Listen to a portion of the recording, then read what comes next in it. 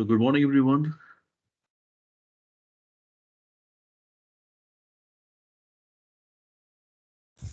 Yeah, good morning, Prabhas. Very good morning, Amar. So guys, I believe everybody has settled down and good to go. Aditya, Oscar, and Mukesh, Yeah, hi, good morning, English. Prabhas. Very good morning. Welcome back. So you know the agenda why we're here, but let me first give a brief introduction about our facilitator of the day, Mr. Amardeep. So Amardeep is a quite renowned trainer, and as well as he's got a good amount of experience, like say you can say 25 years of experience in Microsoft Office applications technology. And along with that, he is a Microsoft Office specialized trainer. And he's taking care about all our MS Office applications along with Excel, VBA, and macro training. So now I'm just leaving the meeting room to Amar. He will take it forward from here. So recording is initiated. So we'll be getting the session-wise recording for the day maximum by tonight. And day 2, day 3, day 4 recording links will be shared with you separately. So do not worry about it. And the sample case studies, whatever we have shared over email, kindly download the same and keep it ready. So Amar will be guiding you how to work it out further on the same. So as usual, any doubts, any queries, feel free to ask. Make sure you are getting the maximum benefits of the training, but keep asking more questions so that you can extract more from the trainer. And any doubt, any queries, whatever it is, if after the session also we have created that WhatsApp group, you can drop a message, and any challenge or any concerns is out there and you want us to address on that, so please bring it to our notice and definitely we'll work out on it. So since we do not have many more crowd, as you know very well, so our sole idea is to give you individual attentions to all the participants. So kindly ensure you are doing all this one-time practice in the training so that you'll be also getting a hang on those topics. And here, one thing, since it is a VBA training program, the zoom in, zoom out all the time, it's not possible. But yes, Amar is good at in that, but up to what extent he will be utilizing the tool and the facility. So it will be helping you to understand the, so see the codings also. All right, Amar. So I'll not take much of your time. So all the meeting, I mean, entire meeting was all yours. Please start. Thank you, Prabhas. Good morning, everyone. Good morning, sir. Yeah, hi, good morning, Amar. Yeah. So you must have received some files, right? Excel VBA training files on your mail Yes. or a WhatsApp group. Yeah, you need to download that. Don't directly work on the zip file. You need to extract it. I'll just share my screen. Yeah.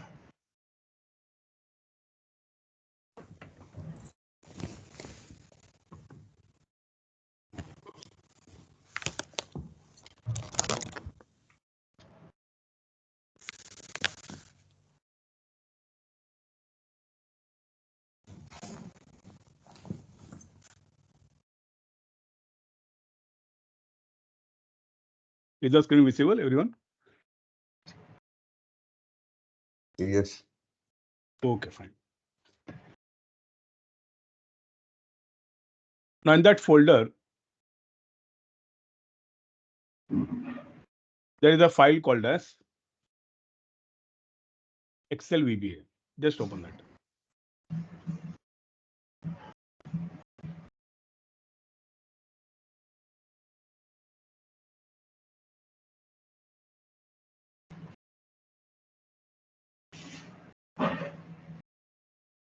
Getting this sheet, everyone?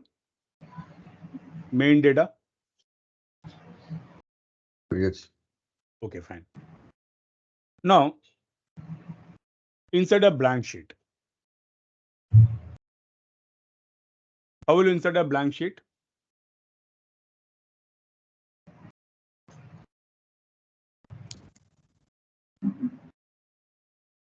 There are multiple methods to do the same thing in Excel. So one method is, if I want to insert a blank sheet, you right click on the sheet, click on insert, or you can also click on the plus sign here or you can also press Shift F11. Shift F11 is a keyboard shortcut for inserting a blank sheet. Now you all know that Excel is called as a spreadsheet. A spreadsheet or a worksheet, right? A spreadsheet or a worksheet means it is made up of rows and columns. Now, how many rows and columns do you think is present in an Excel sheet? How many rows and how many columns?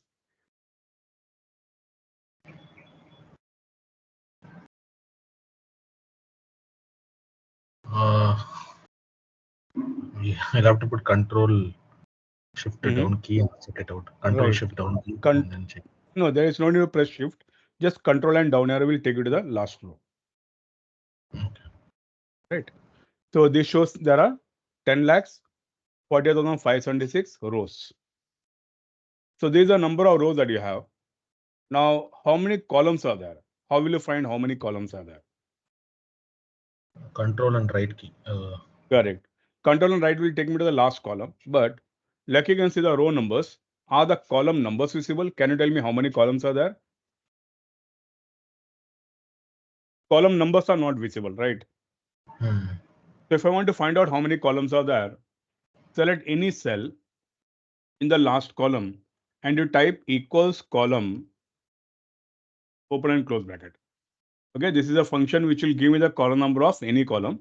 Since you're on the last column, this should give you the number of the last one. So each Excel sheet has 10,40,576 rows and 16,384 columns. Okay. Now from here, I want to go to the first cell. So what is the quickest method? Control home. Control home. Control home will take you from anywhere to the first cell. Okay, fine. Now select the main data. Select the sheet called as main data. Apply a filter.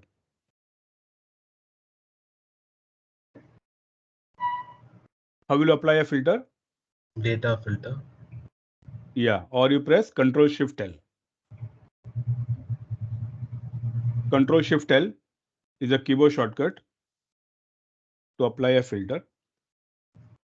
Control plus Shift plus L. Or you can also press Alt DFF or even Alt AT. All will apply a filter. Okay. Now I want to display sales east records. How will you display sales east records? Sales. Click on the drop down of department, display the sales records. Then click on the region and select east. So I'm getting 4 records. You can see on the left bottom, right? Is this clear, everyone? Sales east records. Now, I want all of you to display all sales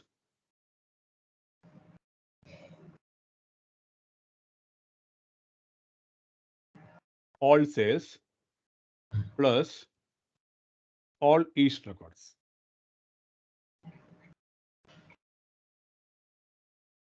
All sales means I want sales east, west, north, as well as south. In addition to this, I want all east records means admin east, marketing east, finance east, all east, as well as all sales records.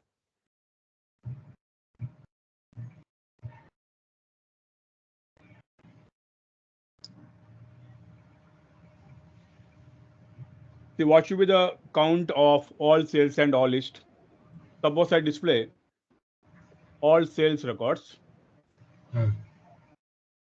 If I display all sales records, I'm getting 18 as the count. Okay. And if I display all east records, I am getting the count as 20. So 20 plus 18, that should be 38.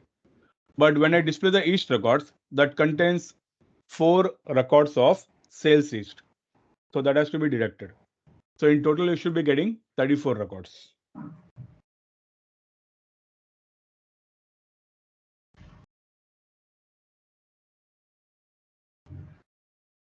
How will you do this?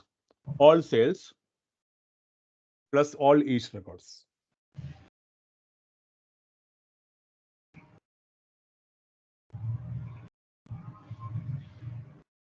You want combined of both, sir. Combined data, correct. All sales plus combined with all east. First to get all the sales in east, and then Okay. add admin, marketing, finance east. Okay, fine. You say display all sales first, right? Yes. So I'm getting all the sales records. Then from where will I add admin, finance, marketing?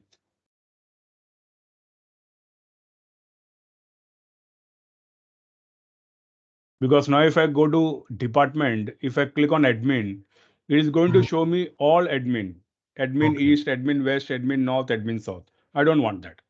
I want only east. East of all the departments.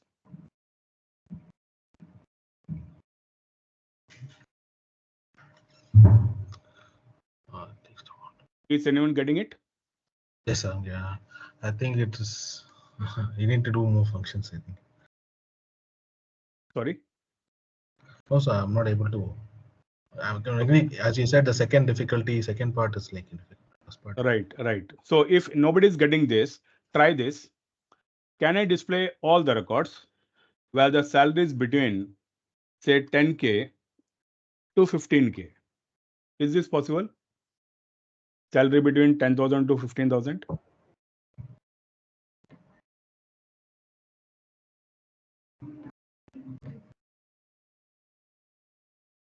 So if I want to display all the records where the salary is between 10,000 to 15,000, you click on the drop down of salary, number filters, between, and here you give the range 10,000 to 15,000. Okay.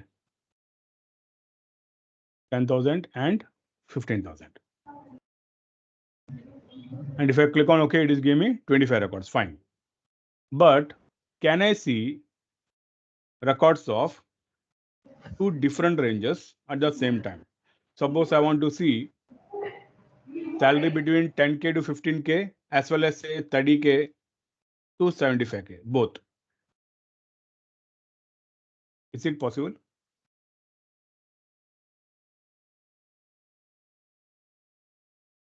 It's not possible.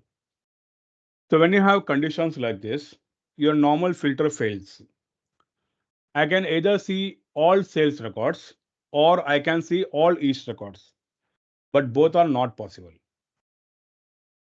Likewise, I can either see salary between 10,000 to 15,000 or 30,000 to 75,000, but both it is not possible. Okay. So when I say display sales east records, is it an AND function or a OR function?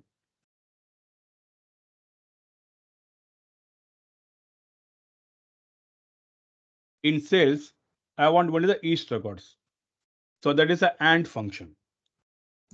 But when I say display all sales plus all east, it is a OR function.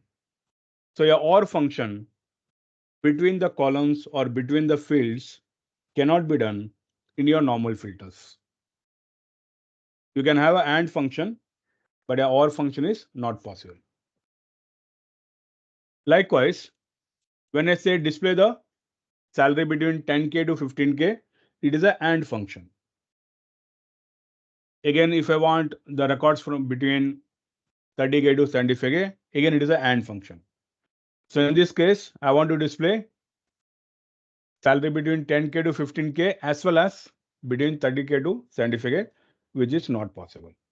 So when you have conditions like this, your normal filter fails. Then we need to go for something called as advanced filters. Okay, so let us see how to do this. Remove the filters, Control Shift L. Create a copy of this main data. How will you create a copy? Right click on the sheet, right click on the sheet name, move or copy, and check create a copy.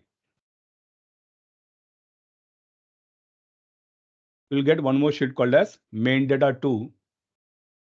Rename it as advanced filters.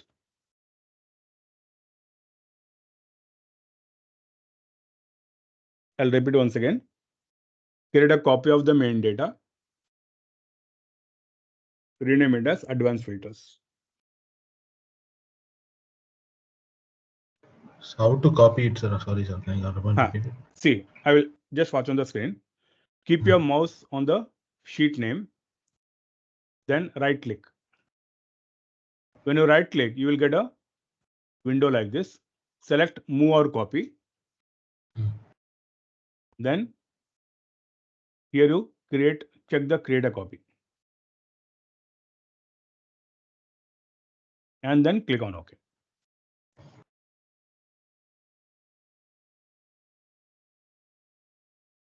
You should get one more sheet called as main data 2. To rename it, double click and give the name as advanced filters.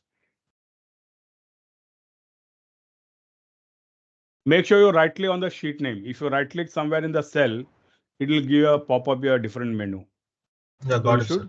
Yeah, okay, fine. Okay. Now in that advanced filter, insert 10 blank rows above the header.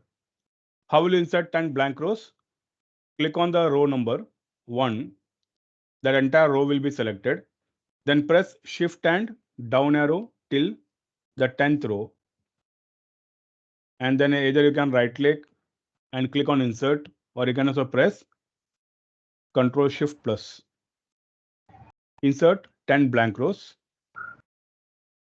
above the header.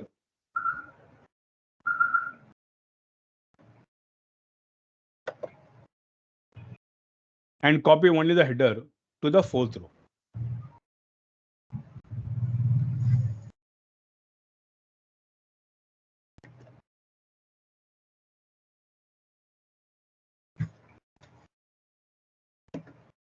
Insert 10 blank rows above the header. Copy only the header to the 4th row. Now I'll call this as a criteria range. Criteria means conditions. Now just watch on the screen, understand the concept, then you can try it on your own. My first condition was that I want to see all the sales records. So I'll type sales under the department, and in the next row under the region, I'll type East. When you give the conditions on different rows, it will be considered as a OR. So this tells Excel, show all the records where the department is sales or the region is East. If I give the conditions on the same row, it will be considered as a AND. So this tells Excel, show all the records where the department is sales and the region is East, which is already possible using your normal filters. But the OR functionality is not possible. Like this, I can give any number of conditions. Different row means or, same row means and. So if I type the branch here, so this means show all the records where the department is sales, all the region is East, all the branch is Calcutta. Okay.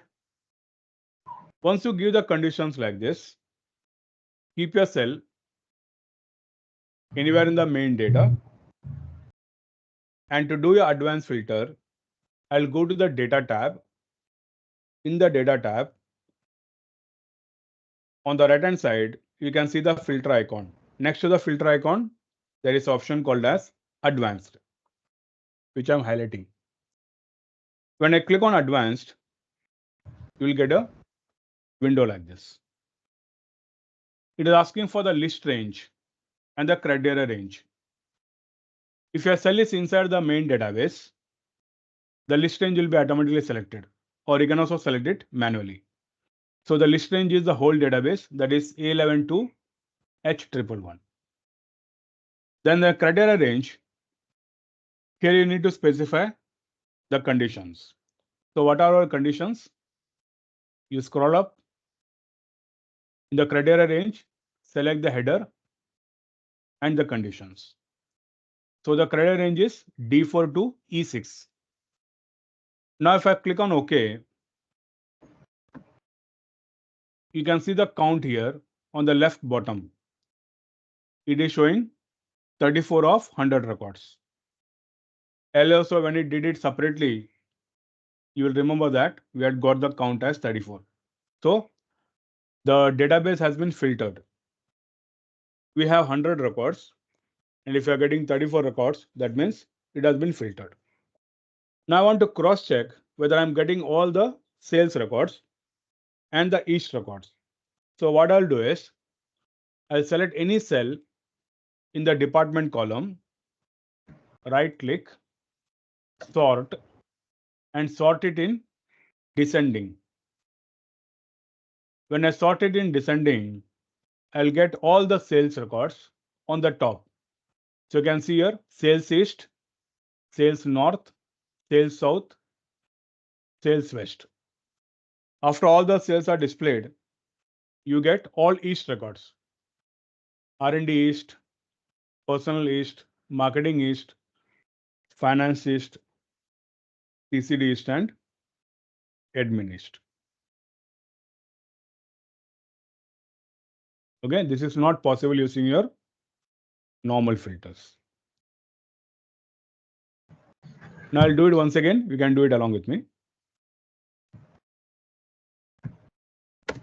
Once you have created a structure like this, type sales under department. In the next row, east under region. Keep your cell anywhere inside the database. Click on data, advanced.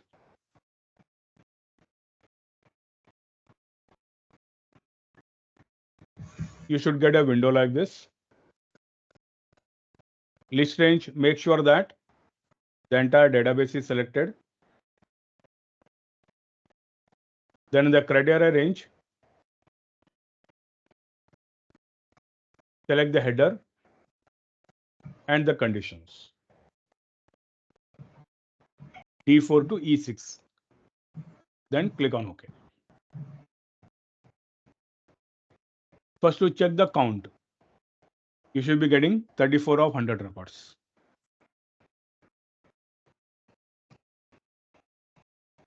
Getting this, everyone?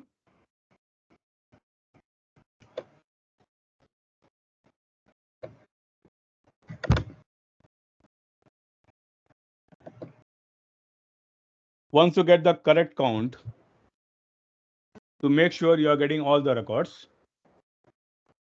select any cell in the department column, select a single cell, right click,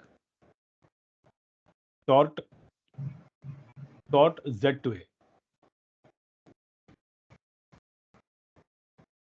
And you should see all the cells on the top, and after that, all east records.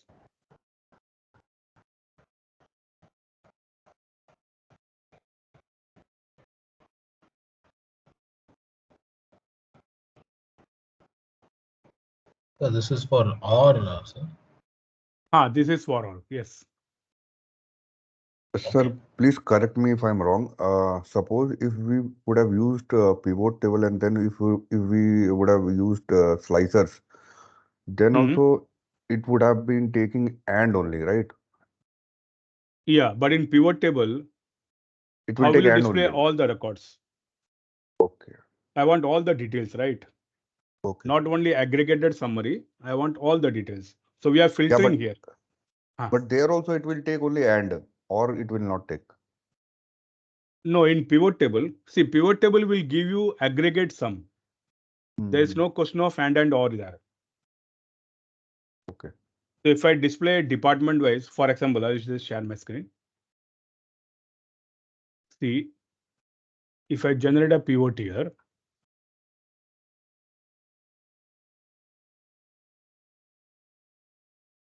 if I drag the department, it is giving me the aggregate, right? Mhm. And I can drag region here and say salary here. So here there is no concept of and or. We are just getting aggregate summation of all the values here. Okay. Okay, you're trying to explain how advanced filter is using. Correct. Okay.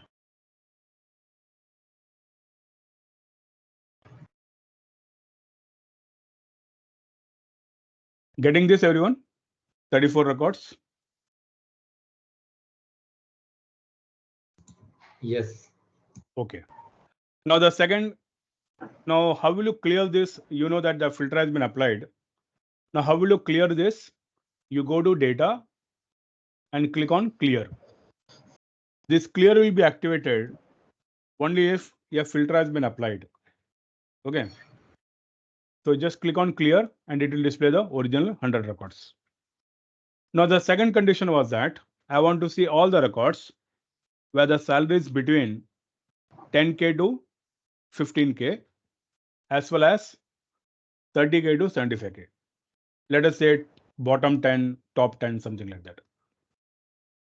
So I can type greater than or equal to 10,000 under salary here.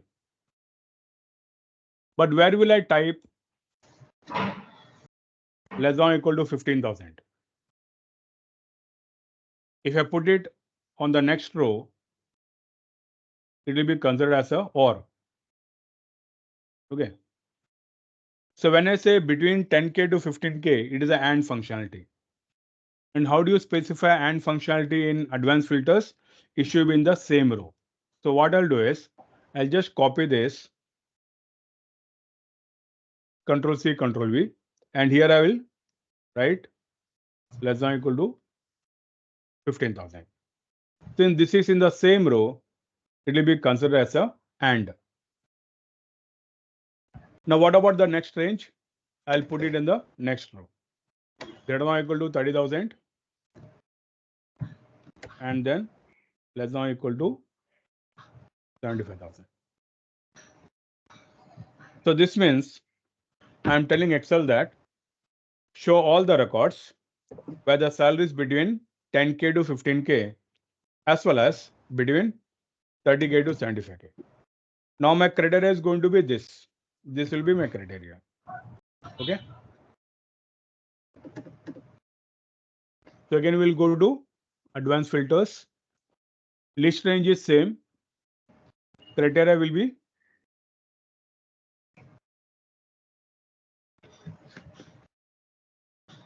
H4 to I6. So here you can see you are getting 26 records.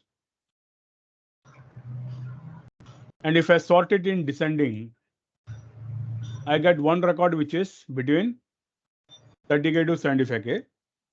Others are between 10K to 15K.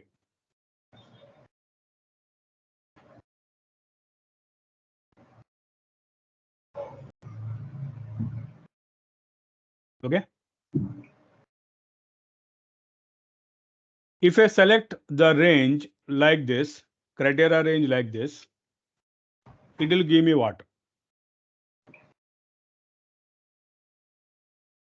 Only sales in between 10,000 to 15,000. Correct. So now if I go to advanced, list range is going to remain same. Criteria range will be T4 to I5. Now if I click on OK, it is giving me 7 records. But in those 7 records, you can see the salaries between 10K to 15K.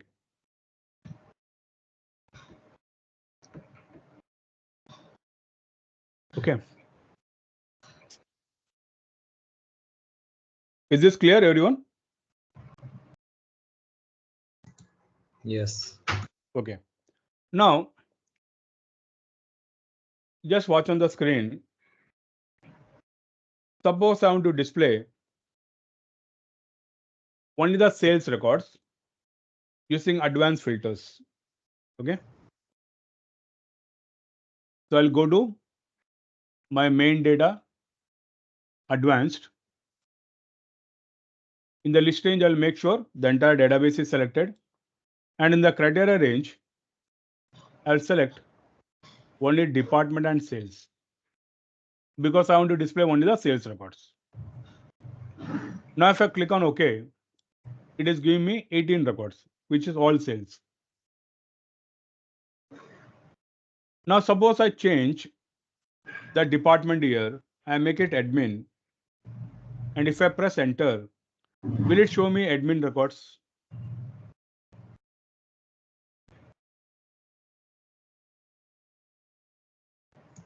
Yes. It won't. Even if I press enter, it will not show me admin records. So again, I need to go to advanced.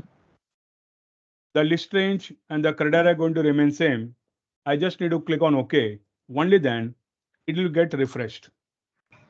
So like your auto filter, advanced filters will not refresh automatically. But this can be made to refresh automatically with the help of macros. So when we cover the topic of macros, we'll see how the advanced filters can be automated. Okay. Sir, over here, can you just repeat how to, suppose I click put admin, I'll have to go refresh again, sir. I'll have to refresh the entire table. You type that department admin. Okay. Then again you go to advanced and just click on OK. Only then it will get refreshed. Okay, sir. So this is one topic that I wanted to brief before we go to macros. Okay. The second thing is, you are all aware about pivot tables, right? Everyone? Yes. What about subtotals?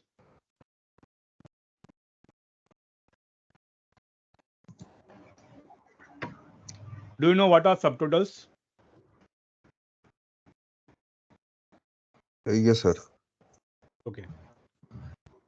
So if I want to find out how much salary is paid to each department, can I use subtotals for that? Yes. Okay. How will you do the subtotals? How will you generate the subtotals rather? Equal to subtotal, then we have to select. Wait. I'm not asking about the subtotal function. There is a tool called as subtotals. Yes. Just watch on the screen. Suppose I want to find out how much salary is paid to each department. We can use a tool or a feature called as subtotal. Okay. But before you generate there is a function called a subtotal as well as a tool called a subtotal. Before you generate the subtotal, it is mandatory that you sort the database. So I will sort on the department. How will you sort it?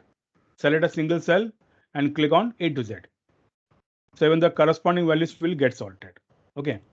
Once I sort it, I'll click on the data tab. On the right hand side, you will see there is an option called as subtotal. Okay, it is in the outline group. Now in my case, the screen is congested. So you'll see outline with a drop down. But in your case, it might be expanded. So you can directly click on the outline on the subtotal. When I click on subtotal, I'll get a window like this. It is saying added change in employee code. But I want the total salary to be displayed when the department is changing. So I'll click on the drop down of added change in and select DEPT, department. That means when the department is changing, I'm telling Excel, give me the sum, and the sum should be of salary. So salary will be by default checked. Now if I click on OK, I'll get a report like this. So you can see that when the department is changing from admin to CCD, I get the total salary paid to the admin department. If I scroll down, I also get the CCD total. And if I go to the end, I get the grand total also. You can also, on the left hand side, I get some numbers here, 1, 2, 3. If I click on 1, you can see only the grand total. 2 will give me department wise total, and 3 will again give me all the records. Okay. To remove the subtotals, yeah, I will do it once again. You can do it along with me. To remove the subtotals, you click on subtotal and click on remove all. So we'll be back to the normal database. Okay. So you want to try this?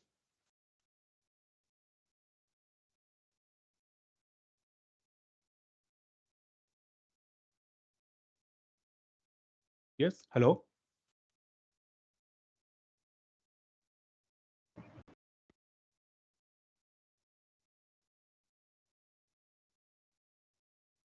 Yes, sir. I'll try this. I'll try this again. Now I'll do it once again. You can do it along with me. First, to sort it on the department. The quickest method to sort on a single field is select any single field in that column, in this case department, and click on data and click on A to Z. Click on the icon A to Z. Even the corresponding values will get sorted. Once you sort it,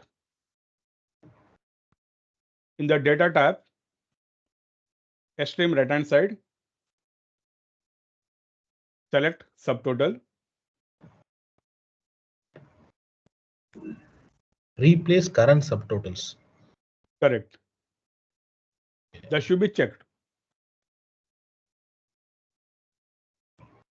Add change in department, use function sum, and make sure salary is checked. Then just click on OK. And you should get a report like this. Admin total, CCD total, finance total. On the left hand side, left top, you will see some numbers. These numbers are called as outline numbers. If I click on 1, it will display only the grand total. 2 will give me department wise total, and 3 will again give me all the records. You'll also notice that when I click on 2, it is displaying the department wise total, right? And on the left hand side, you can see some plus signs here. Now suppose I want to see only details about the finance department. I can click on the plus sign and it will display only the details of finance. So minus will collapse, plus will always expand.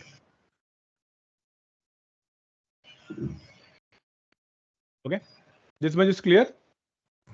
Clear, sir. Now, suppose my boss says, send me the summarized report. So I want to copy only this much department-wise total on a new sheet. So what I'll do is, I'll say Control C, insert a new sheet and paste it. But when I paste it, you will see that it is pasting the whole data. how will I get only this much data?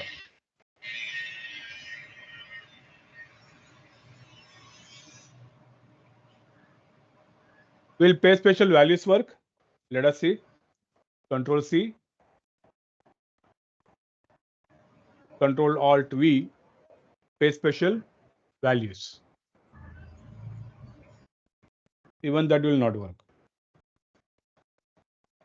When you do your normal copy paste, even the data in the hidden rows and hidden columns, that will be copied and pasted. I want only this much data, the data that is visible on the screen. So what I'll do is, once I select the data, I'll press Control G. Control G will display this go to window, special, and select visible cells only. So what this will do is, it will exclude all the data that is in the hidden rows and columns. Once I click on OK, I'll copy it, Control C, then paste it anywhere. Okay. You also have a shortcut for this. For selecting the visible cells, once you select the data, you can press Alt semicolon. Alt semicolon is a keyboard shortcut. Then Control C and paste it. Alt plus semicolon.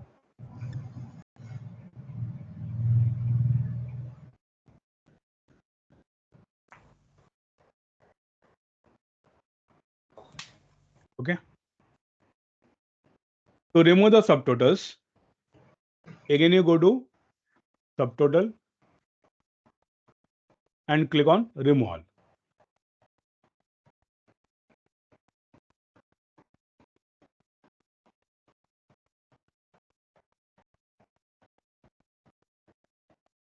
Clear, everyone? Now, I want all of you to display region-wise subtotals. Can you try? Right now we are done department-wise subtotals. Now I want all of you to do region-wise subtotals and copy the region-wise totals on a new sheet.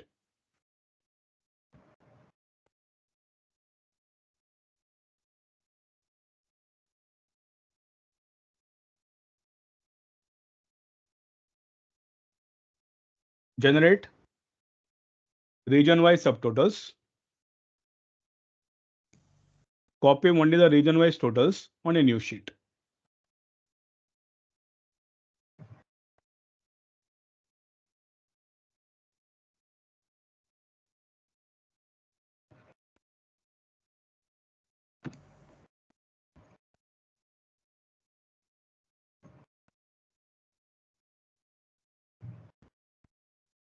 Will be grand total will be 0. Grand total? Will be 0 here. No. Region No. and salary, sir. No, you should give me the correct same total, 15 lakhs, 53 something. See, what is the first step that you need to do before you generate the region-wise subtotals? You need to sort it. So I need to sort on the region first. Okay. Once I sort it on the region, you go to subtotals and you should make the change here, add a change in. If you check the add subtotal to option here, it will give you 0. So the change should be here, add a change in. Instead of department, you select region. In this field of add subtotal to, you should just make sure salary is checked. Don't check any other fields. Add a change in region, use function sum, and make sure salary is checked. And then click on OK. So now if I scroll down, I get the each total, 3,07,125. Sir, why are we sorting? Because if you don't sort it, okay, I'll show that also. Just watch on the screen.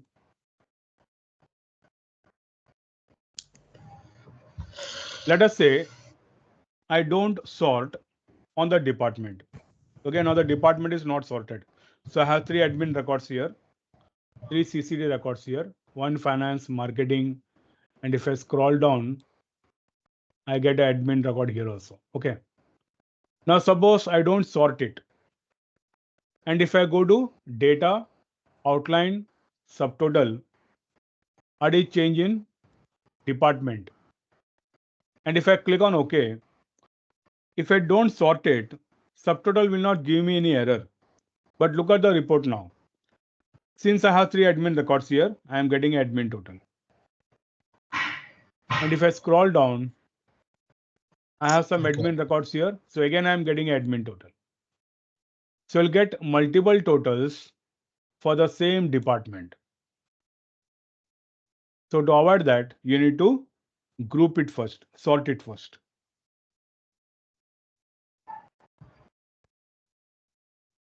Okay. So sorting is a must before you generate the subtotals.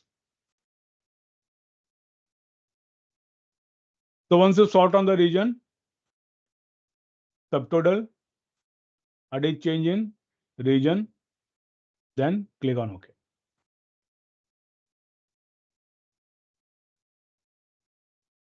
Click on 2, the outline number 2, that will give me region-wise subtotals. Select it, Alt semicolon, Control C, then paste it somewhere.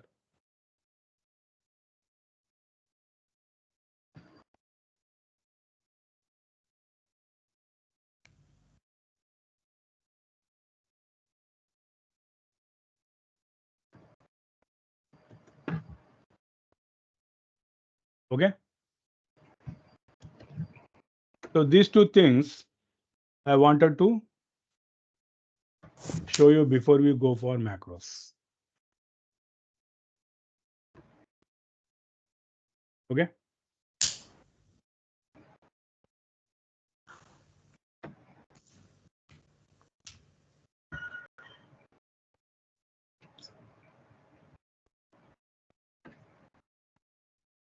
So we saw what are advanced filters, and then we saw subtotals.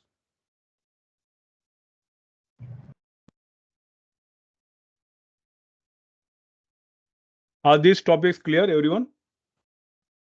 Any doubts? Any queries?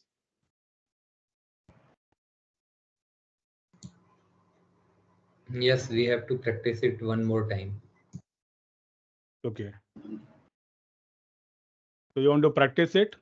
Which one? Advanced filters or subtotals? No, during the recording session, not right now. Okay, yeah, fine. Absolutely. Yeah, you need to have a lot of practice, because unless you practice, you will not be able to understand the concepts and all the stuff. Fine. Yes.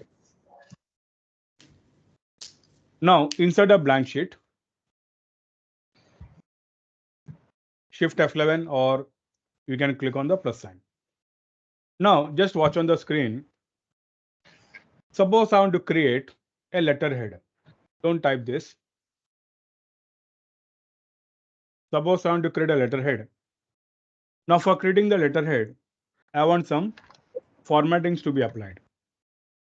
For example, I want the letterhead should be bold. It should have a specific size. It should have a fill color. It should have a font color. It should be in the center. And it should have a border. Whenever I create a letterhead, I want all the formattings to be applied on that. Now, after 6 months or 1 year, I might forget the formattings. So what I'll do is I'll store all these formattings in a single key. And when I press that single key, all these formattings should run automatically one by one. And this is called as macros. So macros are mainly used to automate repetitive tasks.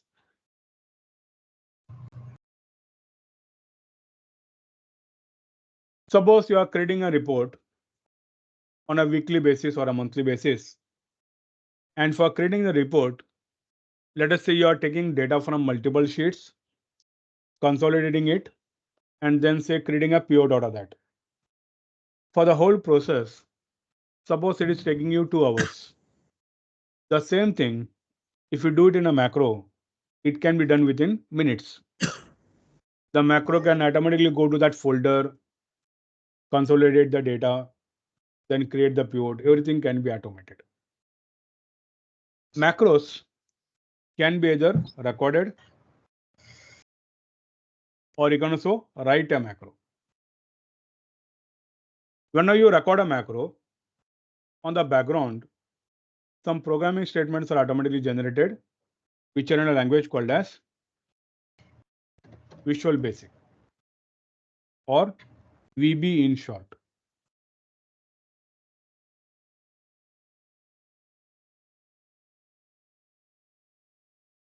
Okay. Now first I'll show you how a simple macro can be recorded. You understand it, then you try it on your own. Because macros can be destructive also. Suppose when I record a macro, I accidentally delete some data. Then what will happen? When you run the macro, data will get deleted. So you should be very careful when you are recording a macro. Even a fault step will get recorded in the macro. Okay.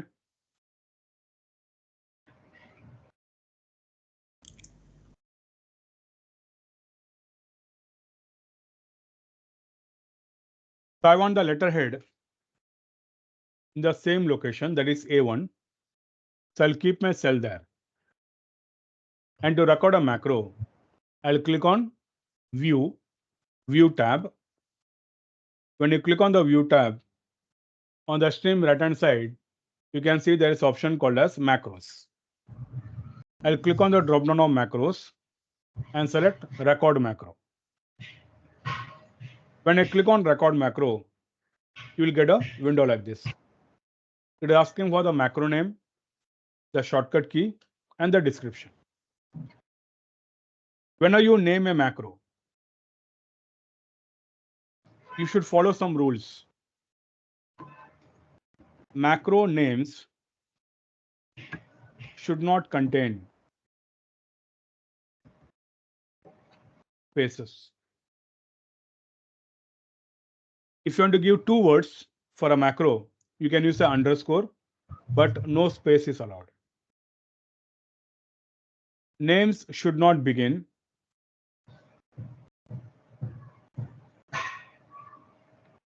with a numerical value. You can have a numerical value in between, but it should not begin with a numerical value. Macro names should not be function names. Function names means existing function names. I can't name a macro as VLOOKUP because VLOOKUP is already a function in Excel. Okay. Other than this, you can give any names. Okay. So I'll go to macros, record macro, give a name here, say letterhead, and then it is asking for a shortcut. Now all the shortcuts with a control is already defined in Excel. Control A, Control I, Control U, Control B, Control C. Now suppose I give the shortcut as Control A here, it is going to override the shortcut of your Excel application. So a shortcut for a macro should be always a combination of Control and some other key like Shift. Now suppose I want to give the shortcut key as Control Shift A. Since Control is already present here, I'll press Shift A. So my shortcut becomes Control Shift A. When you press Shift A, you should make sure that the caps lock key is off. Now, if I click on OK, the recording will start. After this, what are steps I do will be recorded in the macro. Once I do all the formattings, I need to stop the recording. Once I stop the recording, if I want to run the macro, I'll just press Ctrl+Shift+A and the macro is going to run. Okay. Now I'll click on OK. The recording has started. First, I'll click on A1 and type any text.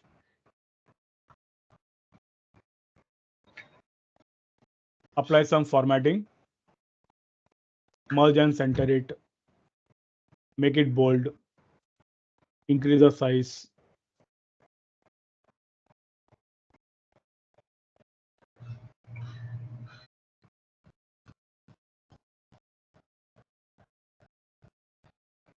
So all this is getting recorded in the macro.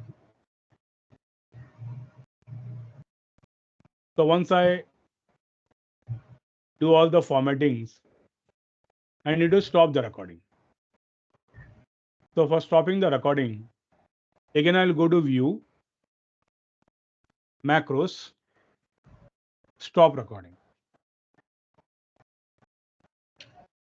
Now, if I want to run the macro, I'll insert one more sheet and press the shortcut key Ctrl+Shift+A, and you'll see that whatever I recorded has been replicated here. Now I told you earlier that whenever you record a macro, on the background, some programming statements are automatically generated. Suppose I want to see the programming statements. I'll go to View, Macros, View Macros. View Macros will display a window which will display all the macros that has been either recorded or written. Now you can see there is a macro called as letterhead here. If I want to see the statements, I'll select it and click on Edit. When I click on Edit, you will get a interface like this. This particular interface is called as a Visual Basic Editor. Okay, so we'll come back to this later. First, what you do is you record a simple macro. I'll again do it. You can do it along with me.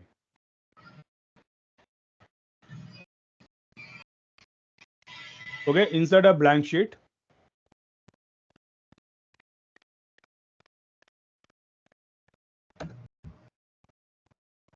Make sure your cell is in A1.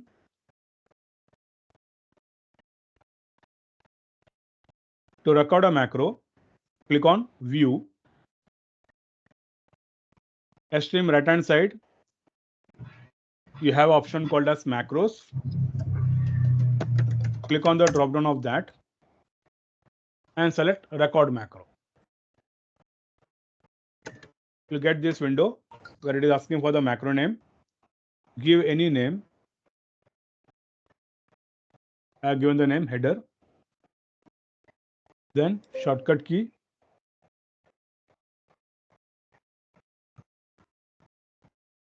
Then click on OK. Now the recording has started. First you click on A1.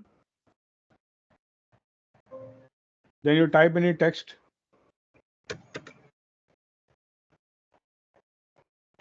Apply some formatting. Merge and center it. Make it bold. If you want, you can change the font, increase the size.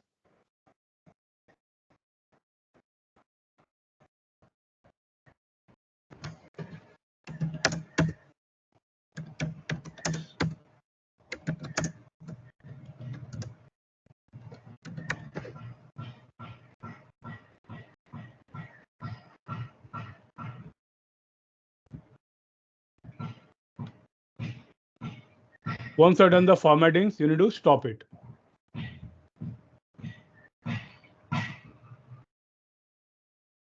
For stopping the macro, again you go to View,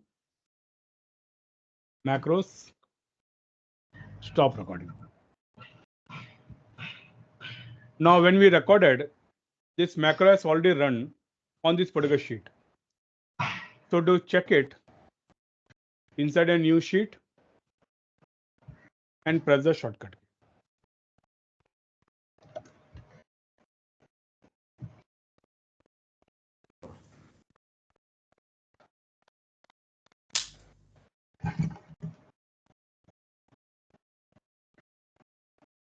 Now to see the code, you click on View, Macros, View Macros. From the list, select the macro whose code you want to see and click on Edit.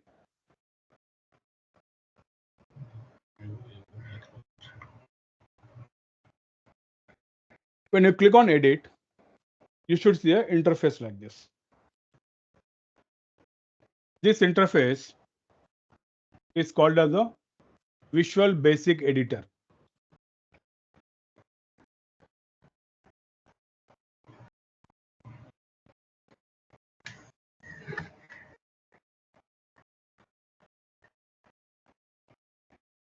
The Visual Basic Editor, or VBE, in short it is called as VBE.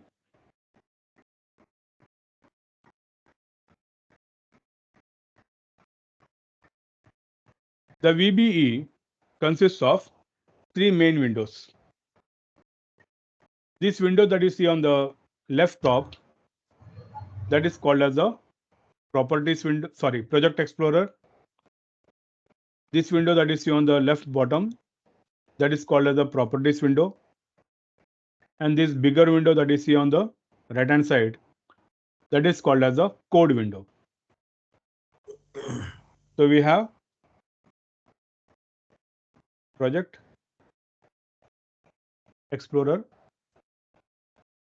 Second is Properties window. And you have a Code window. Now sometimes when you're on the Visual Basic Editor, you might see an interface like this. It might be totally grayed out. Now to display the Project Explorer, you click on View.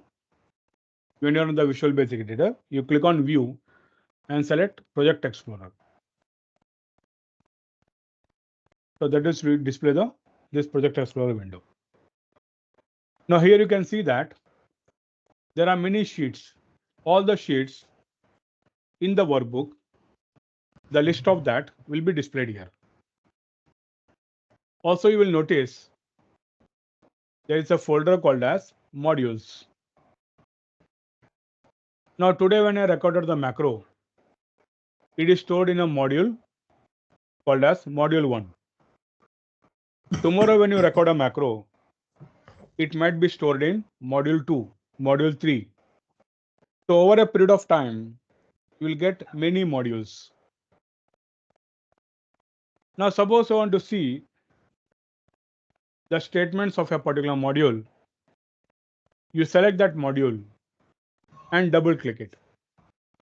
The moment you double click it, the programming statements in that particular module will get displayed in this bigger window. This bigger window is called as the Code window.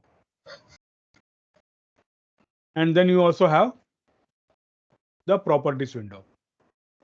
So to display the Properties window, you click on View and select Properties window. Okay. Now here in the Code window, you can see the first statement is sub letterhead. Sub stands for subroutine. Subroutine means it is a collection of programming statements. Letterhead is the name of the macro. Then after that, it is displaying the keyboard shortcut. So in my case, it is Ctrl+Shift+A. Then when I clicked on A1, this particular statement was generated. range a1.select. Then I typed this particular string. Then I merged it. So selection.merge, I made it bold. So what are steps I did has been converted into an equivalent programming statement. Here you can see the size. Now tomorrow, suppose my boss says the lettered size should be 24. So instead of recording a macro again, I can come to the size statement and make it 24. Then if I run the macro again, you should see the size has become 24. So we can also record a macro and customize it according to our needs.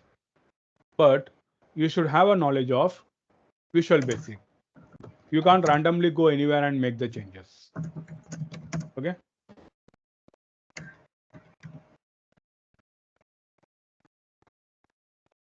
Whenever you have any macros recorded or written, it has to be saved as a macro enabled workbook. If you don't save it as a macro enabled workbook, all the macros that you have recorded or written will be lost. The extension of Excel sheet is .xlsx.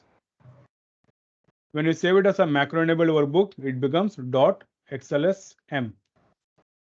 Okay, this is a macro enabled workbook.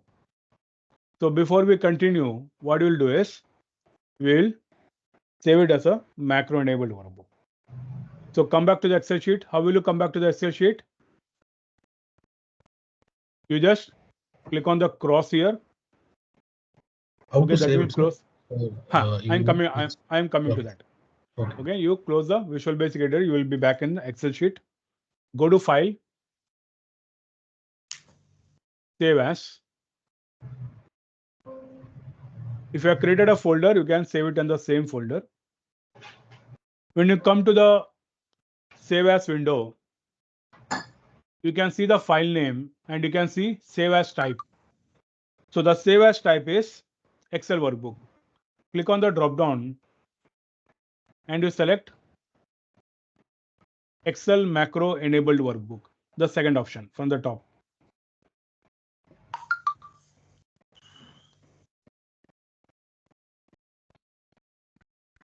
You can keep the same file name. Make sure type is Excel macro enabled and click on save. Once you save it, close it, come back to that folder.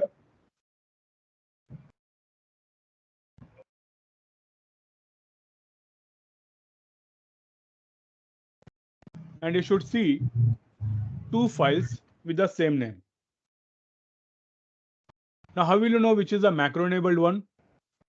One method is you look at the type. And you can also see the extension also. If you look at the type, it says Microsoft Excel macro enabled worksheet. And if you display it in the icons, anything with the exclamation mark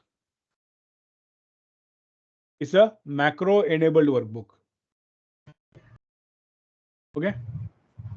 Now from now on, we'll be working on this macro enabled workbook. You can just open that.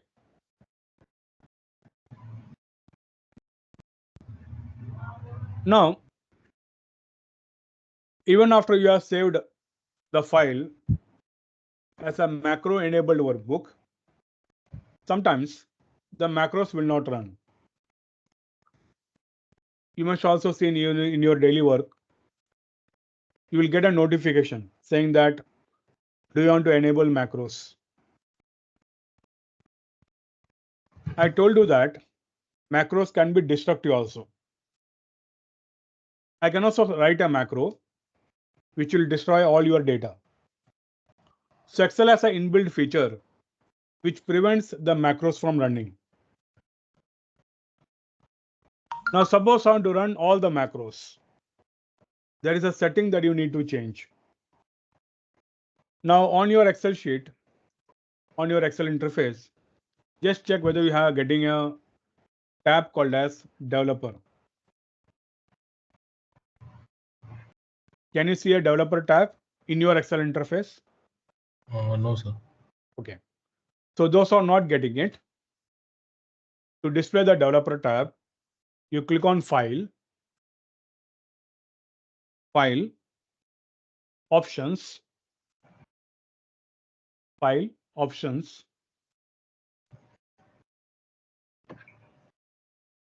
We'll get a window like this. On the left-hand side, scroll down to Customize ribbon. Select Customize ribbon. And from the right-hand side, if you scroll down, you should get an option called as Developer. You just need to check it. Right side in the tabs, select Developer and click on OK. And you should see one more tab called as Developer here. Yes, received. Now in the Developer tab,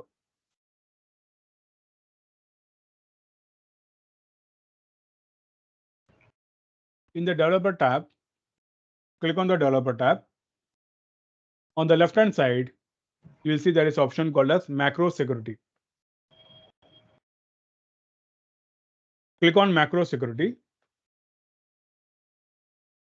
And in your case, it might be disable VBA macros with notification. Now for a training session, or if you want to run all the macros, you have to select enable VBA macros. Only then all the macros will work. Select enable VBA macros, click on OK. Save the file, close it, and reopen it. Only then all the macros will get activated. Can you repeat again under the developer tab? Developer tab, macro security. Okay. On the left hand side. When you click on macro security, you will get a window like this. Select enable VBA macros, the last option. Click on OK. Save the file, close it, and again reopen it.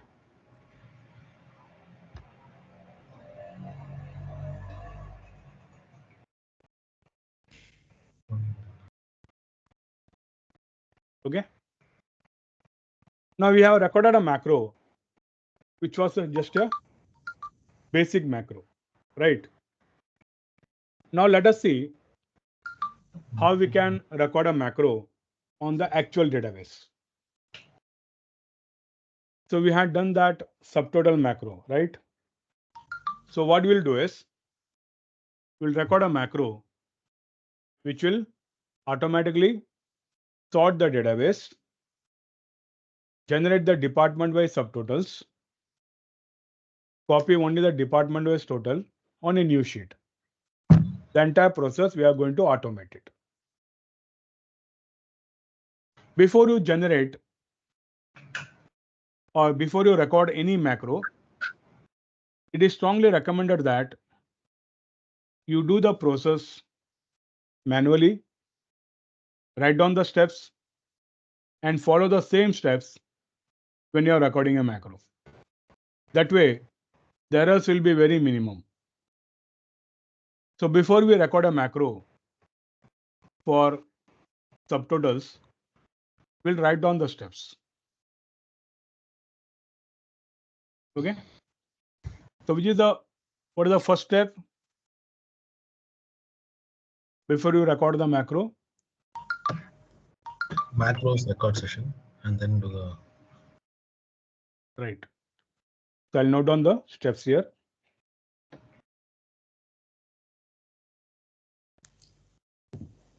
So first is I need to start the recording. Okay. before you generate the subtotals, it is mandatory that you sort the database. So since I'm generating the subtotal department wise, I need to sort on department. Once it is sorted on the department, I need to select data tab in outline, subtotal. So this will display that subtotal window. Then here I need to check audit change in. I need to select department because I want department wise subtotals. Then make sure function is sum and salary is checked.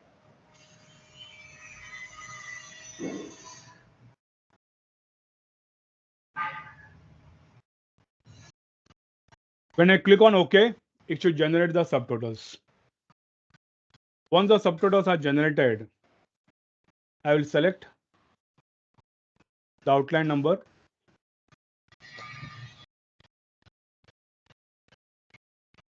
outline number 2. This should display the department wise total. Then select the data that you want to copy.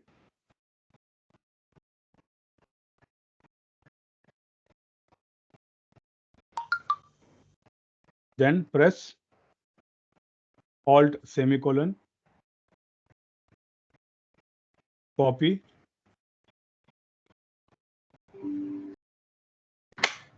insert a new sheet,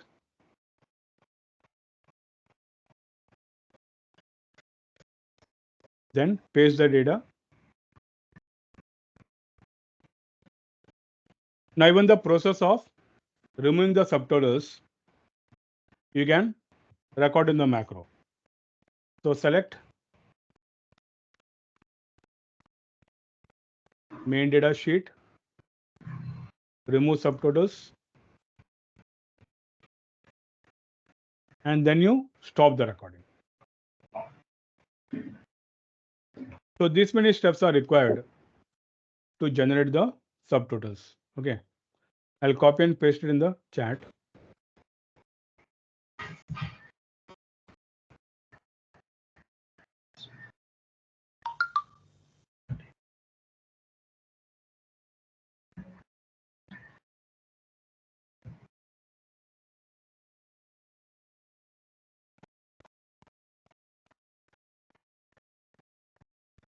Now, if you want, you can just watch on the screen.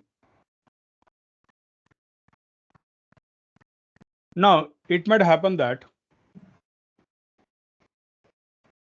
before you record the macro, in this case, the data might be already sorted.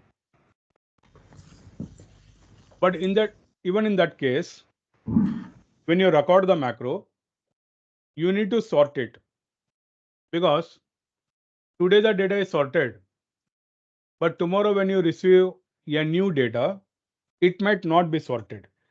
So in that case, when you run the macro, the data should automatically get sorted. So even a small step should be recorded in the macro. Okay. So first what I'll do is I'll go to view, macros, record macro. I'll give a name here, the reports, and then a shortcut key, say Ctrl+Shift+R, and then click on OK. Now the recording has started.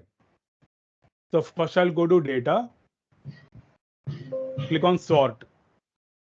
I'm missing the sort button.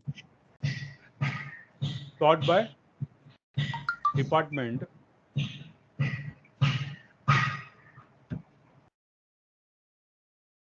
Sort by department, click on OK.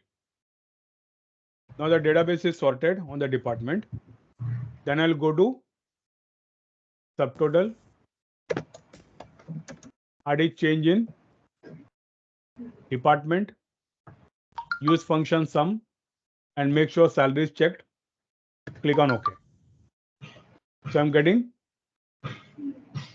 department wise subtotals. Then you click on 2. Now for selecting the data, I'll click on D1, then Control Shift down arrow, right arrow. Now you can also select the data by dragging with the mouse. But when you drag with the mouse, the range will get hard coded. So tomorrow, if your data changes, then it will not pick up the correct data. But when you press Control Shift down arrow, right arrow, even if the data changes tomorrow, it will automatically pick up the new range. So always press Control Shift down arrow, right arrow. Once the data is selected, I need to press Alt semicolon. Then Control C, Shift F11 and paste it. Now I'll come back to the main data. Go to subtotal and click on remove. Then I need to stop the recording. View, macros, stop recording. Now tomorrow, suppose my boss says, send me the report. I just need to press Control Shift R and you will see the report is generated. It did not take even a second. So you don't have to do all the steps again and again. You just record it and run the macro.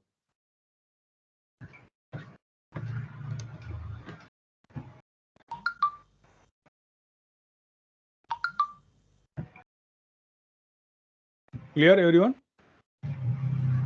Can you try this?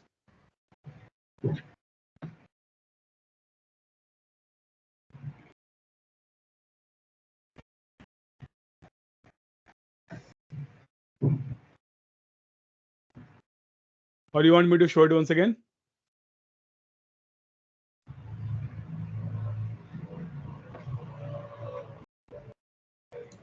Can you show it again? Yeah. You can also do it along with me. Select the main data. Make sure your cell is, select any single cell in the department column. Then to record a macro, click on View, Macros, Record Macro. Give a name here.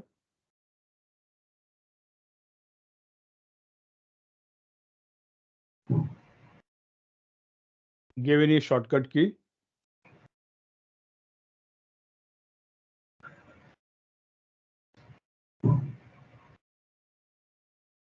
Click on OK. Now the recording has started. The first step is we need to sort on the department. So click on Data and click on the button Sort. Don't click on A to Z or Z to A. Click on the Sort button. From the drop down, you select Department. Sort by department.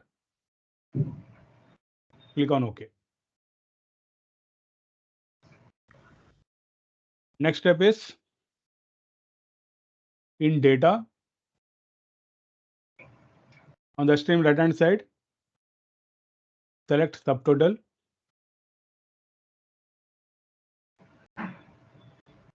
Add a change in. Click on the drop down of add a change in. Select department. Make sure the function is sum and salary is checked. By default, it will be checked. Click on OK. You should get a subtotal here. This much is clear, everyone? Yes. Okay. Now to display the department wise total, click on 2, the outline number 2. Then click on D1, click D1, Control Shift, down arrow, right arrow. Don't drag it with the mouse. Once the data is selected, Alt semicolon, Control C,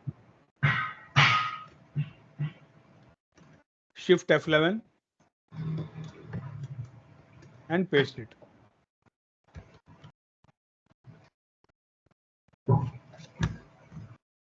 You can come back to the main data,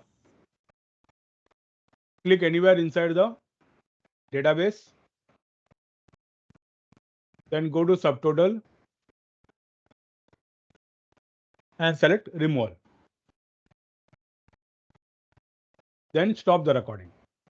View, macros, stop recording. Now see here everyone. Suppose you have selected any blank cell by mistake, and if you try to run the macro,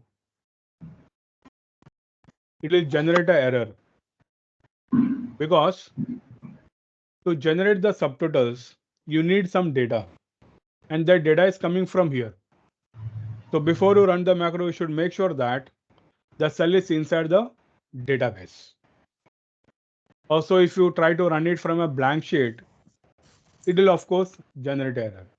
Okay, so make sure that your cell is inside the main database, then you run the macro, then you press the shortcut key, and I should get a report like this.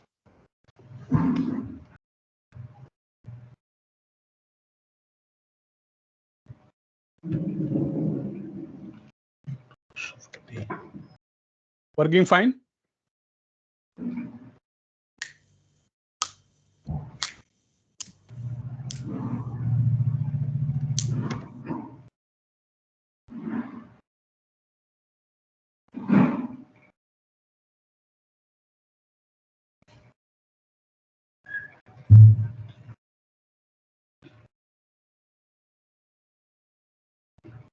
Getting the subtotal, everyone?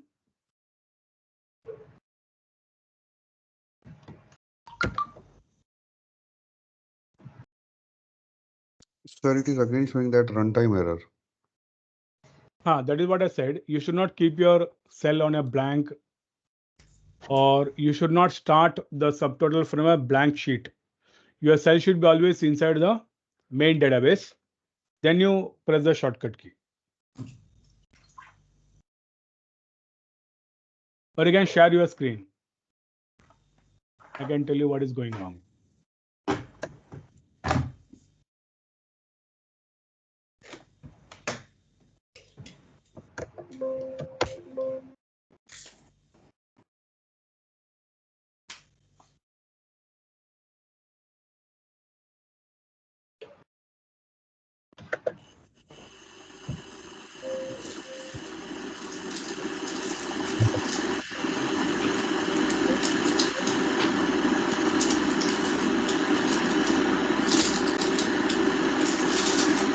Bhaskar, can you go on mute?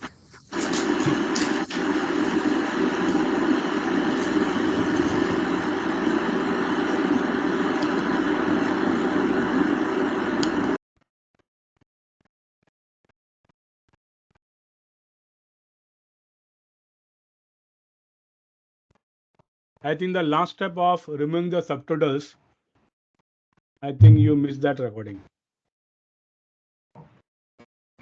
You remove the subtotals, select any cell inside the main database, go to data, subtotal, remove. Okay. I can guide you. You want to try it again, once again? Yes. Okay. First, what you do is, you must already recorded one subtotal, so you can delete that. Go to view, view tab, macros, view macros. Now, which is the macro that you recorded just now? Department. You delete that. Just on the bottom, delete it. Yes. Okay. Now, keep your cell anywhere inside the department column. select any cell in the department column. Fine. Now you go to view, macros, record macro. Give any name here. Fine. Any shortcut key. Click on OK. Now first you go to data. First you go to data, sort by department. Fine. Now go to subtotal. Add change in DEPT. Some OK. Fine. Just click on OK. Now you click on 2, click on D1, Control Shift, down arrow, right arrow, Alt semicolon, Control C, Shift F11, press Shift F11, or you click on that plus sign. Paste it, come back to the main data, select anywhere inside that totals, go to subtotal, remove all. Now stop the recording. View, macros, stop recording. Okay. Now you have that sheet 5, right? Sheet 4, remove that. No. Sheet 4, sheet 5, everything you remove it. Delete. Even sheet 6. Even that you delete it. Even sheet 6. Fine. Now go to the main data, select any cell inside the database and press that shortcut key. Control Shift, whatever shortcut key.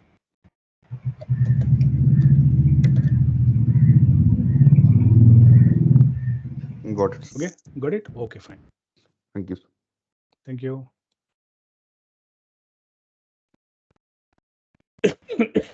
Sorry.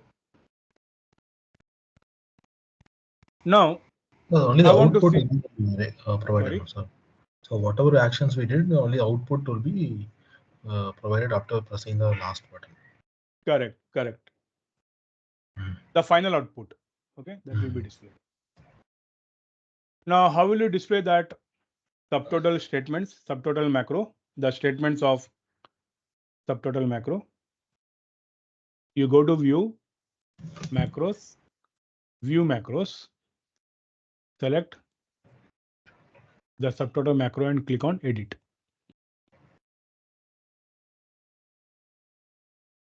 So you should get statements similar to this.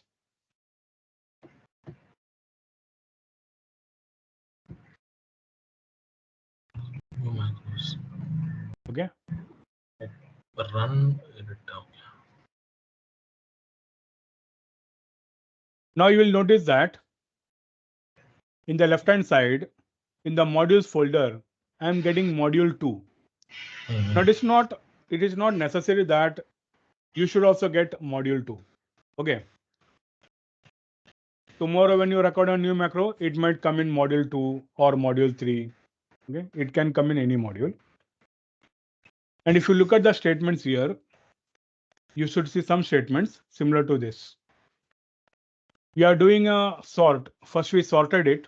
So this particular statement was generated. Okay. Sort key range D2 to D101. Then with active workbook, main data, set range A1 to H101. That is a range. Whether the database has a header, yes, it has a header. So all these statements are generated. Then you have selection.subtotal group by 4. Now department is our 4th column. That is why we are getting it as group by 4. Suppose I had sorted on the region, it would have come as group by 5. We want to sum, so function is sum. And this is the statement which is generating the subtotals. Okay. Then we clicked on that outline number 2. So this particular statement was generated. Then I selected D1. Then when I press Control Shift, down arrow, right arrow, this is the statement that is generated. Range selection, end Excel down.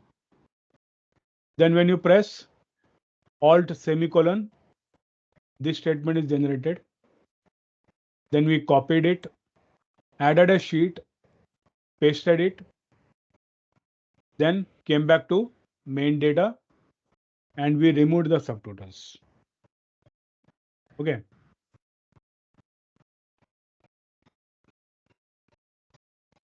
Now, today my range is 100 records. Tomorrow, suppose my range changes. Suppose it has become 200 records. Then this subtotal, this macro will not pick up the extra data.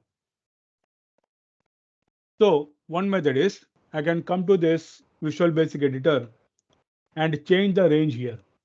A1 to H201. But every time the range changes, I don't want to come here and make the changes. I want the subtotal to pick up the data dynamically.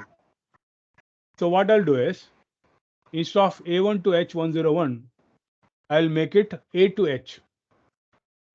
A to H means I'm telling subtotal that no matter how much the data increases, you consider the entire column.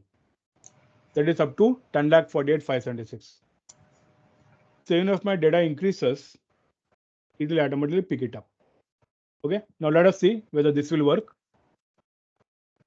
I'll go back to my data here. Now you know that first I'll run it on 100 records. So what I'm getting is 15. Okay, 15 lakhs, 53,825. Now what I'll do is I select the all the records, copy it and paste it down. Normal copy paste. So now I have 200 records. Now if I run the subtotal and if it is picking up the data correctly, I should get double of this, right? That is, I think 31 lakhs something. So let us see.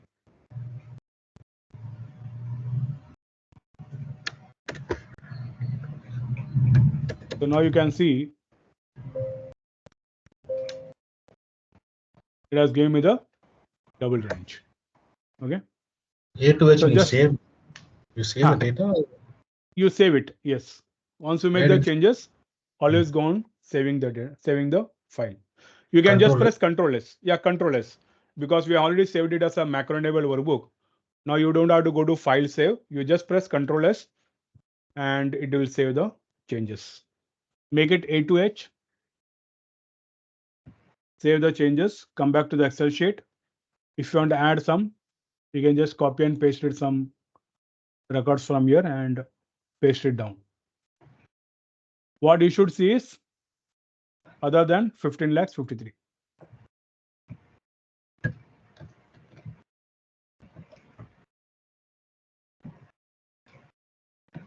Should I refresh it or like? No, there is no need.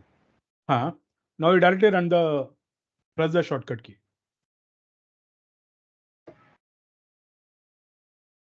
On the main data? On the main data, correct. But your cell should be anywhere inside. Don't put it on a blank.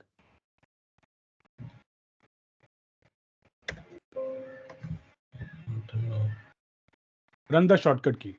Whatever shortcut key that you gave, just press it. Yes, I got it.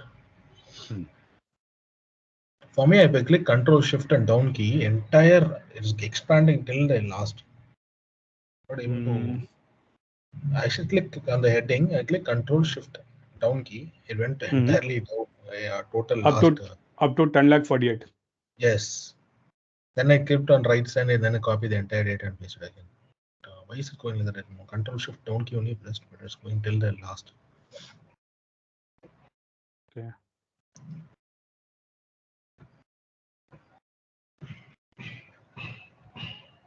See, that happens only if you have a, suppose nothing is there, and if you press Control Shift down, then it will go to the last one.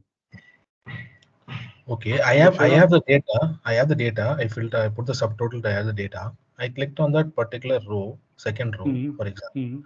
I put Control Shift down key. It went till the 10 lakh 14, and then that's how I copied and pasted. But Okay.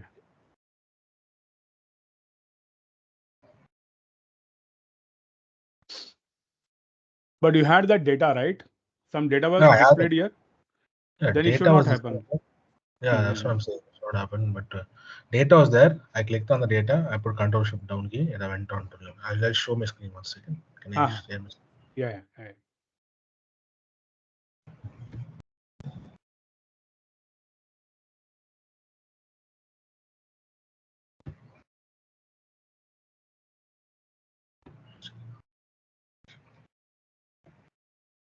One second, sir. Yeah, sure. Go ahead. Take your time. Yeah, I clicked on this particular, for example, my record has been here. But generally, I'm speaking, I click on this row. I put Control Shift and down key. Down key. Control Shift down. Key. It's not coming to me now. Can you go to the main data? Can you go to main data? Yeah. Now I go to the main data. I click on the. I click on this record. A Control Shift down key. Wait. Where is your header? Okay. See, I can tell you what happened. What has happened is you sorted it by clicking on A to Z. If I'm not wrong. If I click on A to Z, what will happen is just I will show it on the screen. Okay.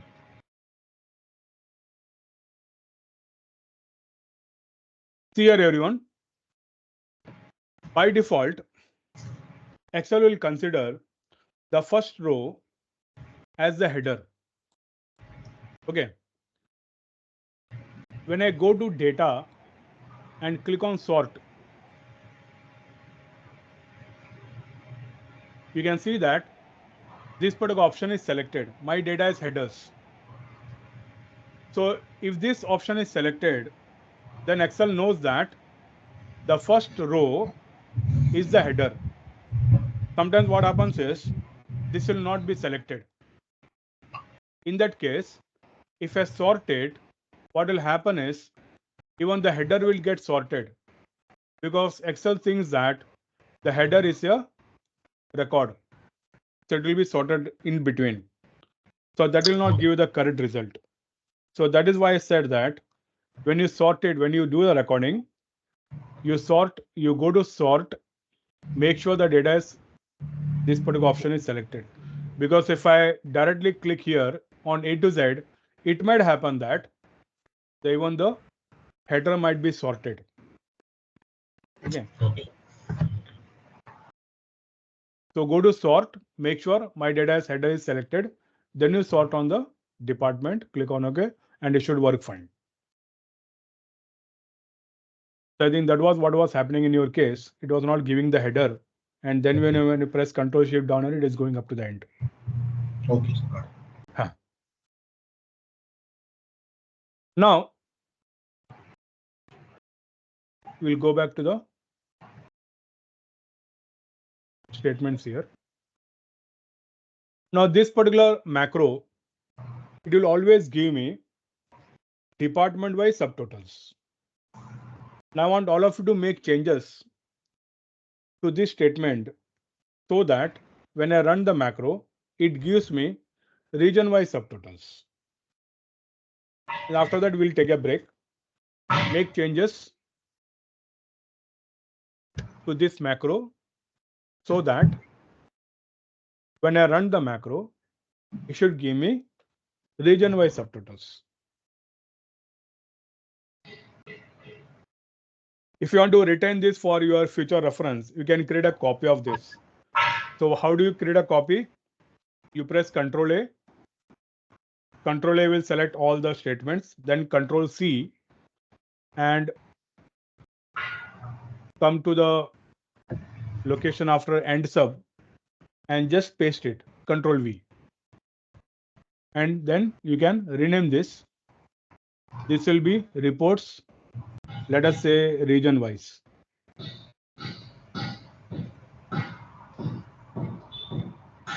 Then the first subtotal that you recorded, this can be reports department wise.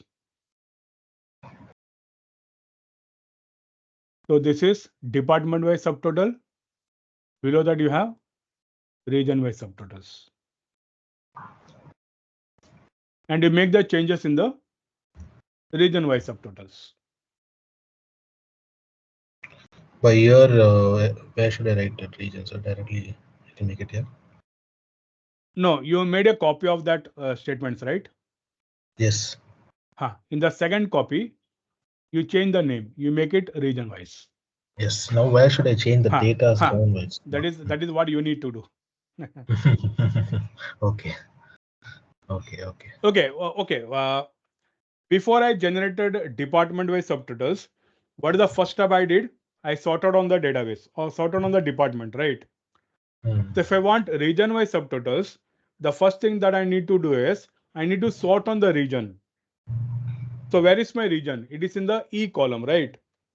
So the first change will be range here. It will be instead of D2 to D101, it will be E2 to E101. Because I need to sort on the region first.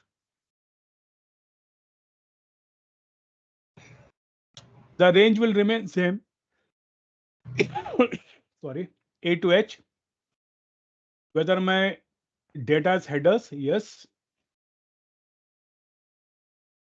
Selection.subtotal group by 4. Instead of group by 4, it should be group by 5 because region is the 5th column. Function will remain sum. Then instead of range D1.select, it should be E1.select because when I generate the subtotals, that column will change. It will start from E1. Others will remain same. You don't have to make any changes. Now if I run this, now in this case, this keyboard shortcut that I have given will not work because this keyboard shortcut was given when I did the recording for department. Okay. Then if I have not given the keyboard shortcut, then how will I run it? How will I run the region-wise subtotals? What you do is you click on view, macros, view macros. You can see we get one more macro here, reports region-wise. Select it and click on run. So even if you forget the keyboard shortcut, you can still run it by coming to this view macros. Now if I click on run, it should give me region wise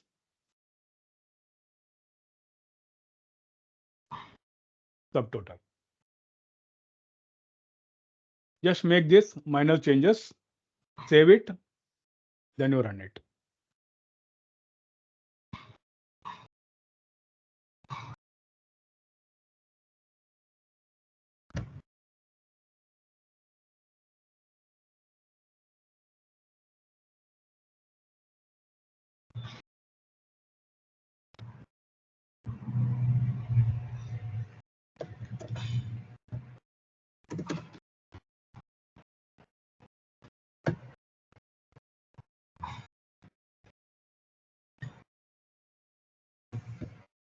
Can I change the shortcut key for this as well? Yes, we can do that. Now see here, everyone.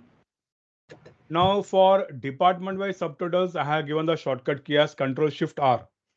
Now for the region-wise, I want to give a new shortcut. So what you do is you click on view macros, view macros, select reports region-wise, and click on options. Okay, click on options. You'll get that same window where we gave the shortcut key. And here I'll say, let us say Shift and Z. So my shortcut is Ctrl+Shift+Z for region-wise subtotals. Control-Shift-R for department-wise subtotals. Okay. Now if I go to main data, if I press Control-Shift-R, it will give me department-wise totals. If I press Control-Shift-Z, it will give me region-wise subtotals. Can I have both the same sheet? Both in the same sheet, yeah, you can do it. But then when you record the macro, you have to copy it and paste it where you have the departments. So even that will be recorded in your macro.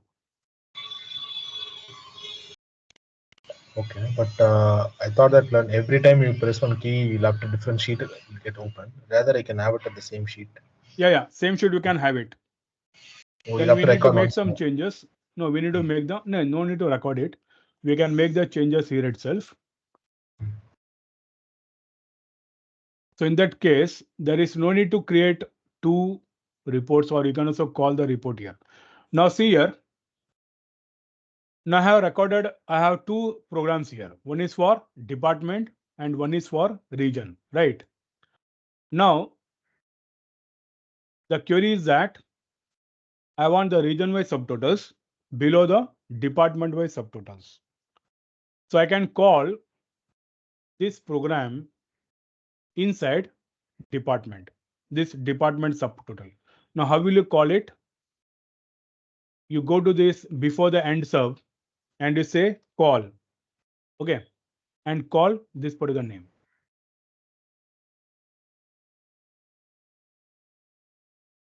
Call this, fine. But in this case, what will happen is it will not come below the department-wise subtotal. It is going to override the department-wise subtotal. So what you need to do is, before you call this, you should make sure that your cell is, say here, somewhere here. Okay? Or your cell is, say, somewhere here. So in this case, I will select this. This is A14. I'll make it in A15.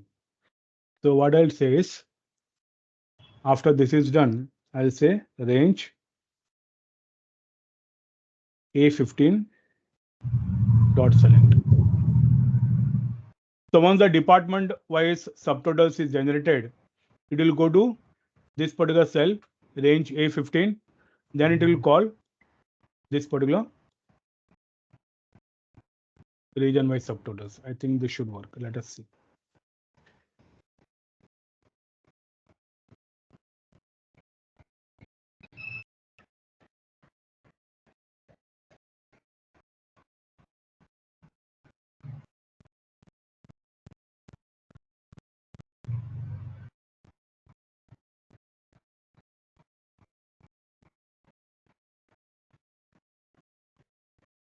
And I need to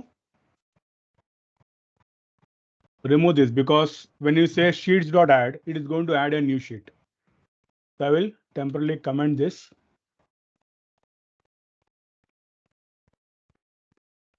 I think this should work. Let us see.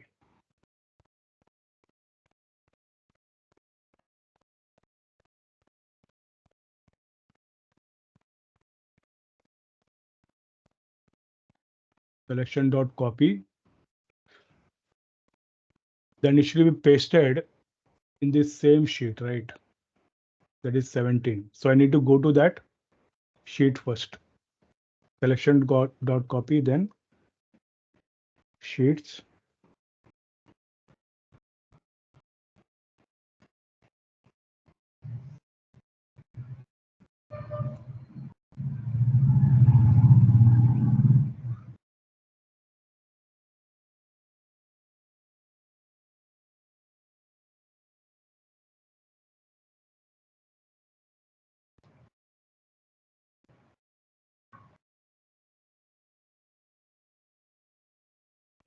It has overwritten here.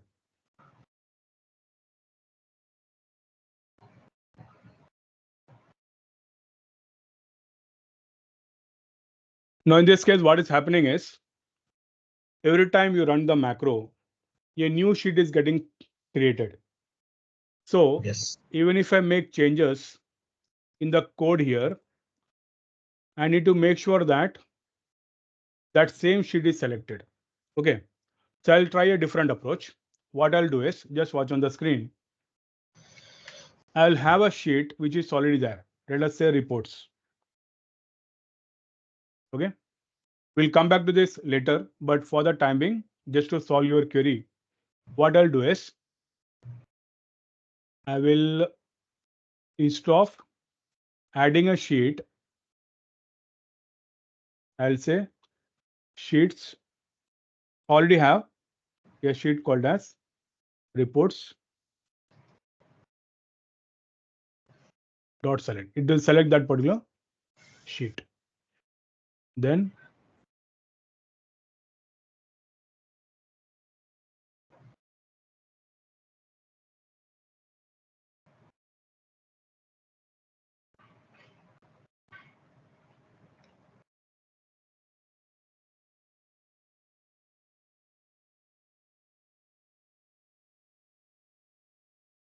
so if you have any previous data, I'm clearing that.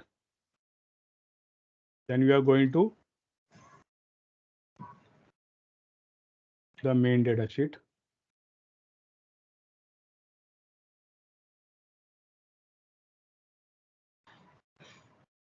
Then in main data, I'm sorting it, doing all the subtotals. Then I'm going to, after I call this region wise, I select the same sheet.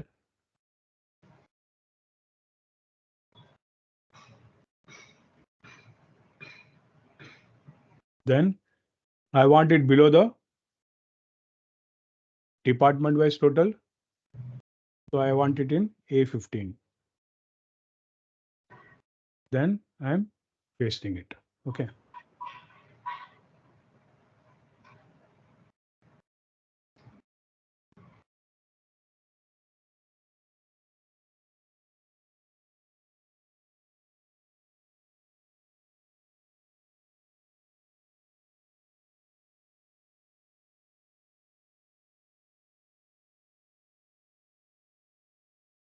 So if I go to reports,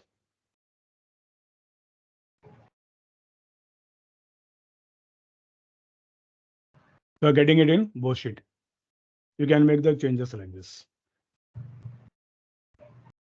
So what I'm doing is I'm assuming that I already have a sheet called as reports. Okay. And in that, I might be having previous data. So what I'm doing is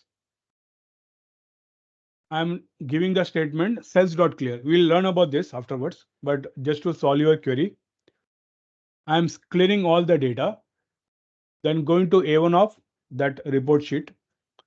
Then again, I'm coming back to main data, doing a subtotal, department wise totals. Then I call this region wise subtotals. And in region wise subtotals, I want to paste it in A15 because you already have the department wise total. So this should be pasted below that. Then I'm pasting it. Okay.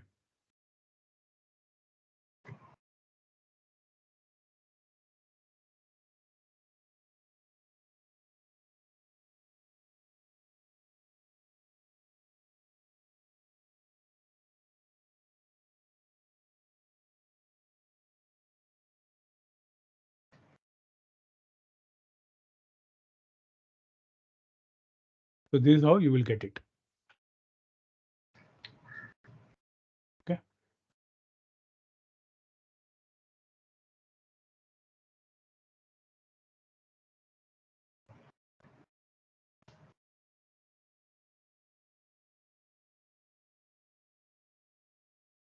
Fine. Okay, sir. Yeah. Now we'll take a break, short break, say 15 minutes. Till I can resume at 12:20. Fine.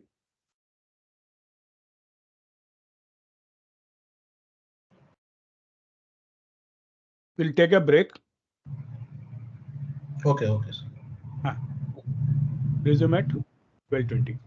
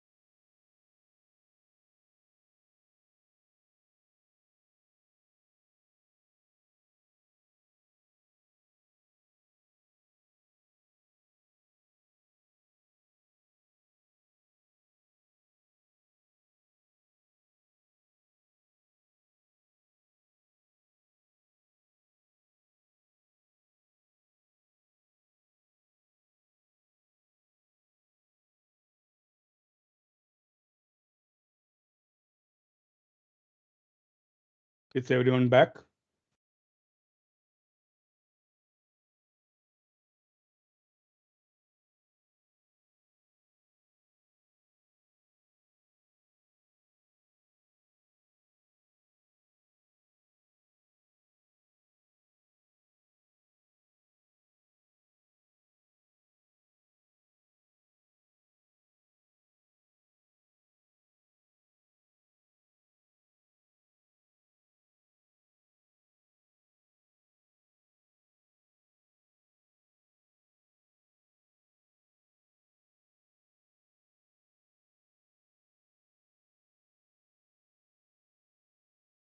I think Mukesh is yet to join.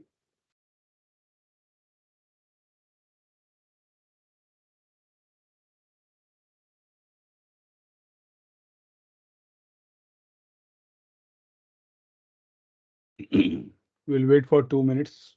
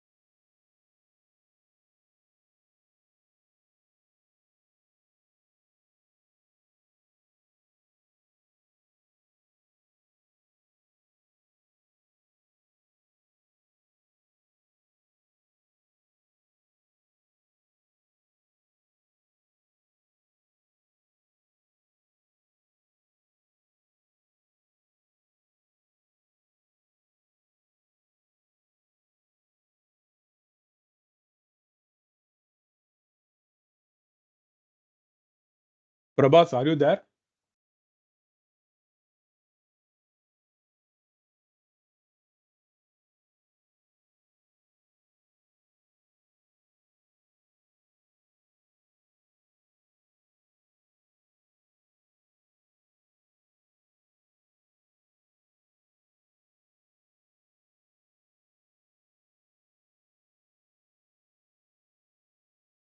Amardeep, this is Nivedita here. Yeah, Niveta. Mukesh Prabhat is yet to. Yeah, Mukesh is yet to join. So if you have since his number, morning. can you? No. He was there till the break. Mm-hmm. So after the break, he has not joined. So if you have his number, can you just ping him, Sure. message him? I'll just call him. Yeah. Yeah. Sure. Sure.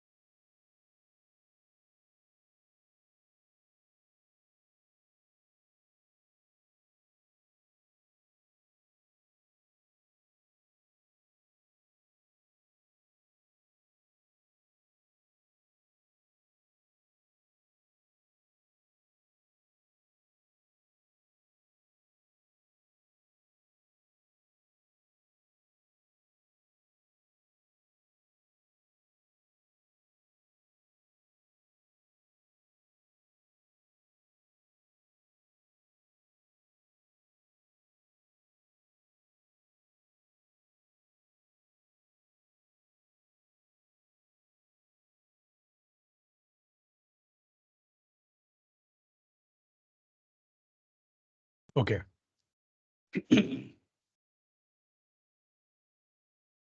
So this is clear, subtotals.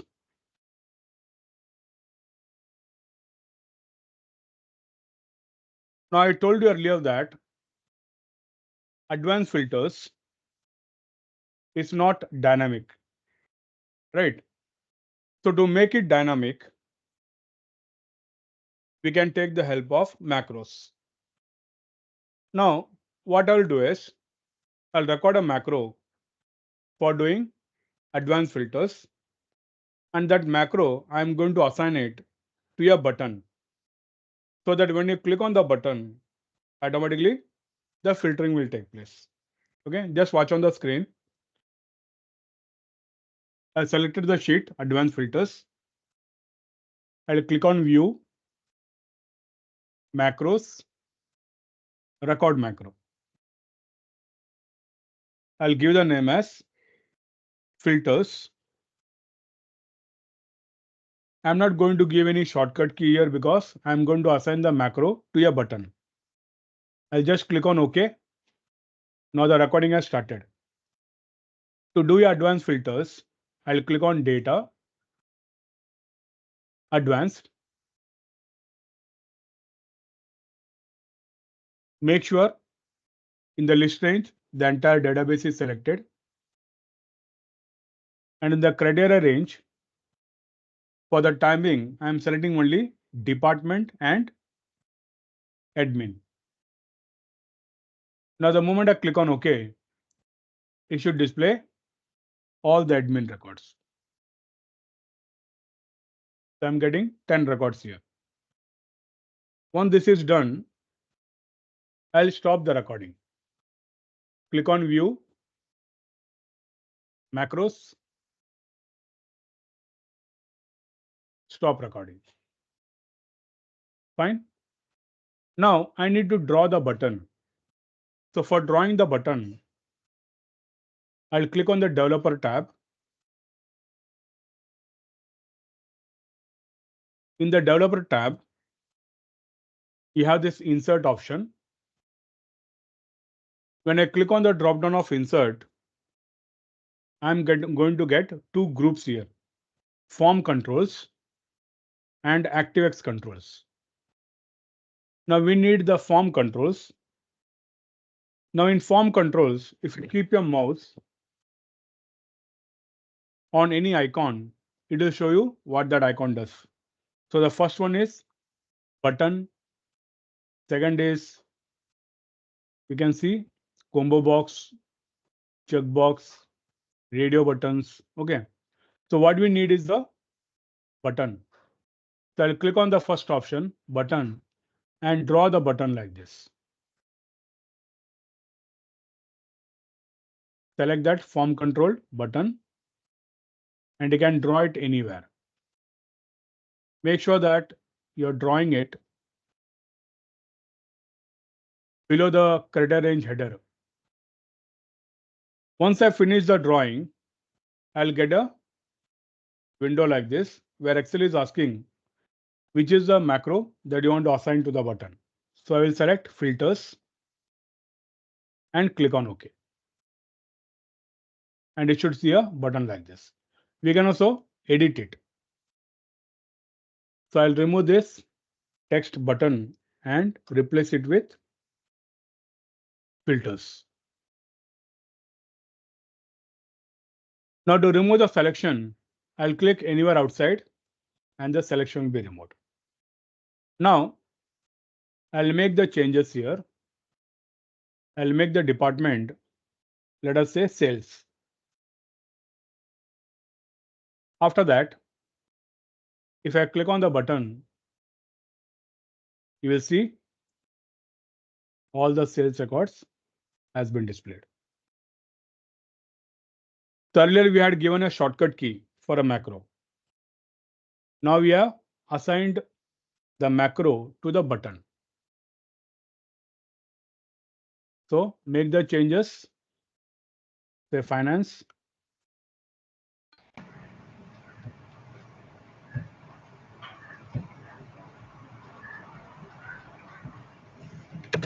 And then click on the button. It will display all the finance records. Okay, I'll show it once again. Now you can do it along with me.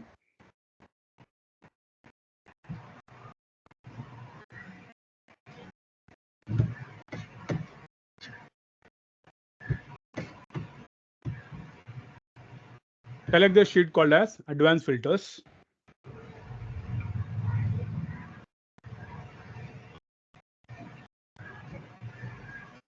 Then click on view, macros, record macro.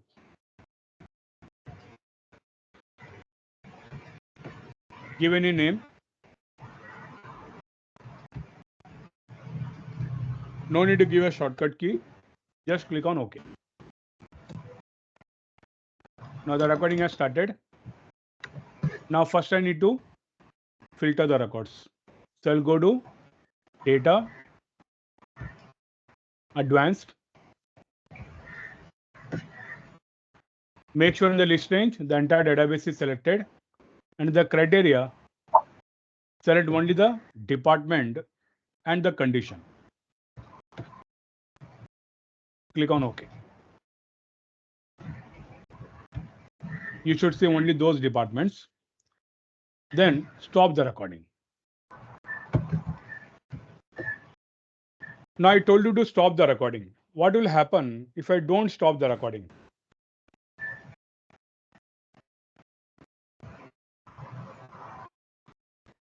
If I don't stop the recording, what is the next step? The next step is we are going to draw the button. So if I don't stop the recording, even the act of drawing the button will be recorded on the macro. So every time you run the macro, new buttons will get created. Okay. So we need to stop the recording here itself. Then to draw the button, you click on developer. In developer, click on the drop-down of insert and select the first option, button. Then Sir, please mute all. Then draw the button.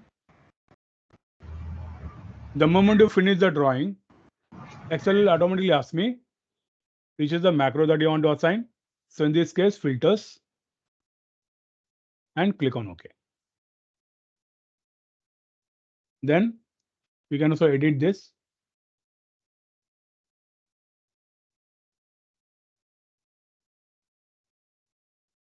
To remove the selection, just click outside and the selection will be removed. Now you type any other department here. And if you click on that filters button, it should show you R&D records.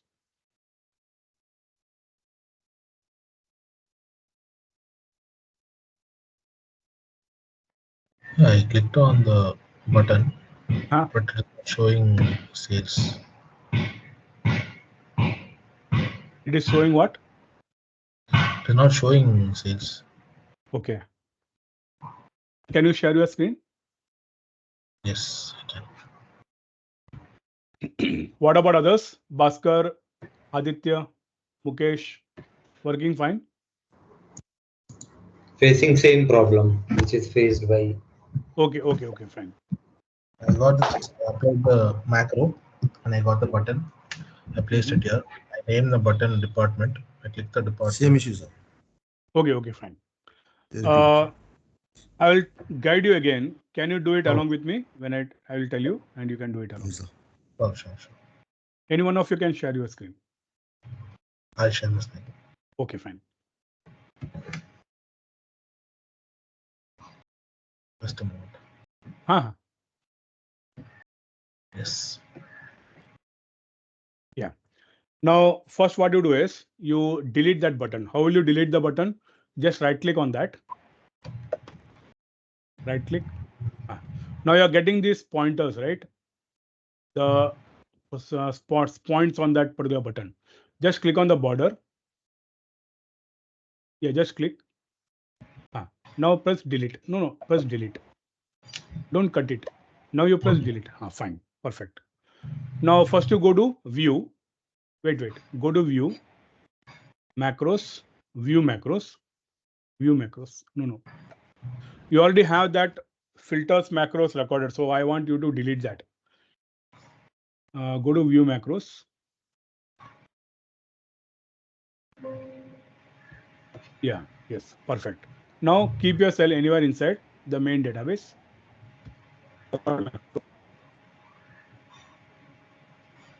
Yes, sir. Record, go to view, Yeah. view, macros, record macro. Give a name here. Any name you can give.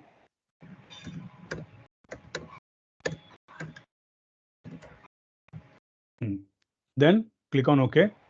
Now you go to data, advanced.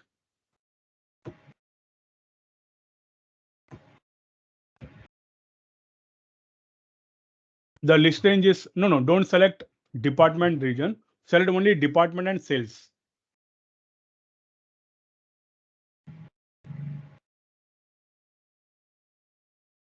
No, don't select region east. Only department header and the condition, sales.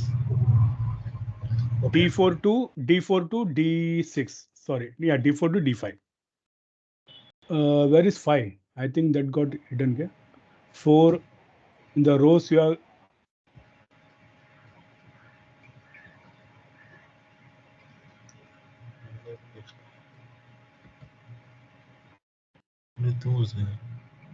Yeah, I think you can right click, select both 4 and 5, 4 and 6. Right click. I think that 5th row is hidden. Can you see there is a Yes. double border between 4 and 6? So you can just double click on that. It should display that. The 6th one, the 5th row. Perfect. Okay. Now you can remove that one sales. That is, I think, because you selected from D4 to D6, it was showing all the records. Okay, select only from D4 to D5. 1 second, sir. 1 second. Yeah, fine. Advance. Okay. D4 to D5. Then click on OK. You should see only sales records. This is disappeared completely. Hidden. Yeah, I think it is getting hidden. So I think that is because in your list range, could you see the old database A11 to H111? Was it displaying? Okay, you do one thing. I think when you shared the screen, you must have selected window. That is why I'm not able to see that advanced filters window. When you share it, you need to select screen. Only then I can see the other windows also. Okay, now I got it. Can you? Now can I just go back and Yeah. Go. stop recording? Sure. Yeah, sure. Go to macros, stop recording. Stop recording. Go to data. Sorry, go to developer, insert button. Draw the button. When you finish the drawing, it should ask you which is the macro that you want to assign. Yeah, I got it, sir. Apply button. Okay. I rename it as department. Okay. And I click OK. Now I click on sales. I click on sales. Now it's not coming, sir. That is what I said. The recording is not proper. You want me to show it once again? Yeah. Yeah, I'll do that. I'll share my screen.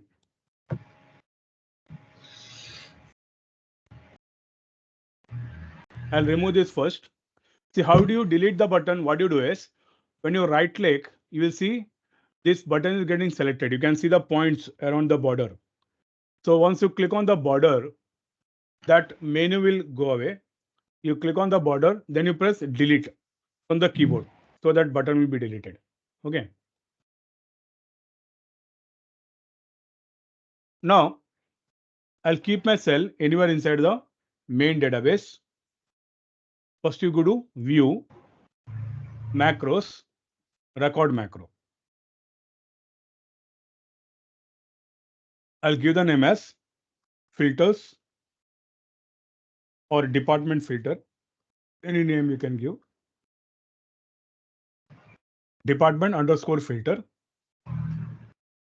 Then click on OK. Then the next step is go to data, advanced. Now in advanced, you should make sure that in the list range, the main database is selected. So you should show A11 to H111, that is 100 records. In the criteria range, you have to select only the department and the condition. Don't select from region east. We are selecting only department and R&D, that is D4 to D5, and then just click on OK. So if your recording is correct, it should show only the R&D records because my condition is department equal to R&D. And now here you need to stop the recording. So I'll go to view, macros, stop recording. Okay. After that, I need to draw the button. So I'll go to developer, click on the drop down of insert, select the first option, button, and draw the button. Once you draw the button, Excel should automatically display this window. I'll select DPT filter, click on OK. Then I can edit this.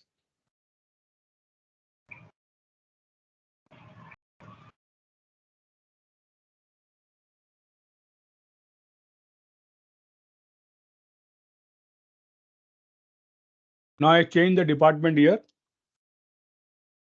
And if I click on button, it should show me sales records.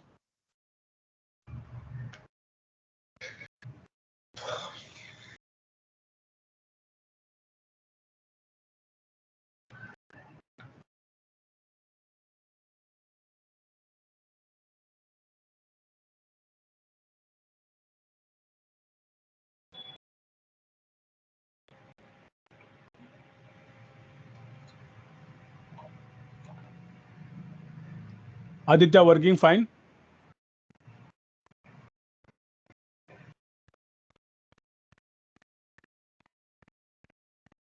Okay, Mukesh, thank you. What about you, Bhaskar?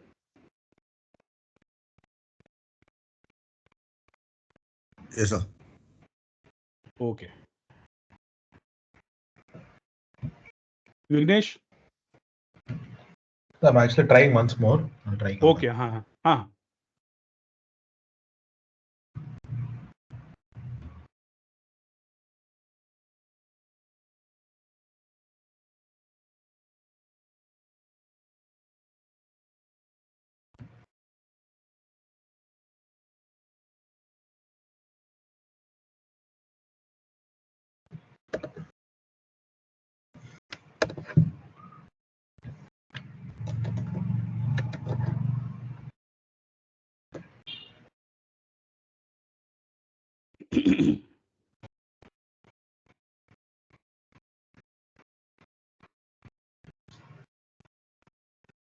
Once done, just tell me.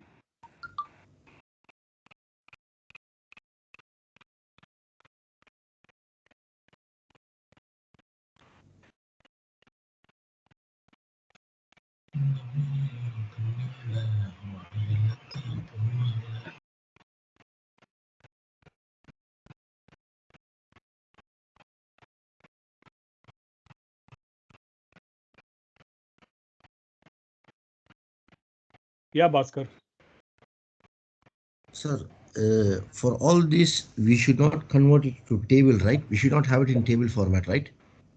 No, even if it is in a table format, it won't make any difference. But for subtotal, it should not be in a table format. Okay. Because if it is in a table format, then subtotals will not be activated. Okay, sir.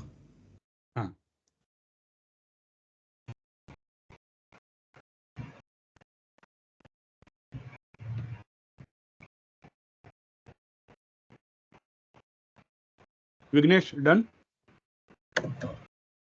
One second. Yeah.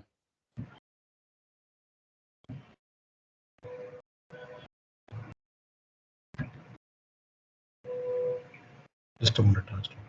Okay, wait. No issues.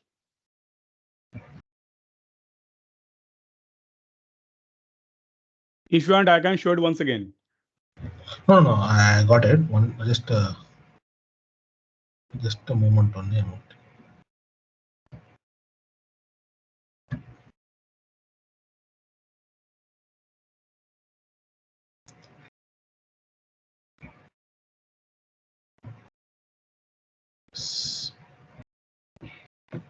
Okay, sir. One thing. It is going on good, sir. For me. Sorry. Yeah, it is going good only. 1 second. I missed it. You can select any, not only buttons, you can select other controls also, but normally we select button.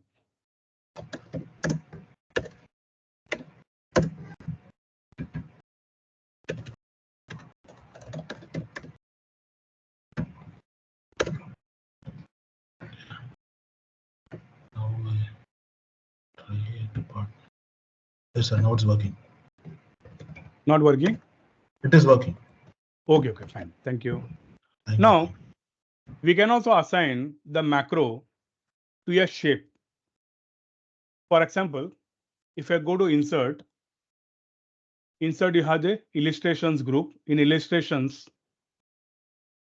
you have shapes.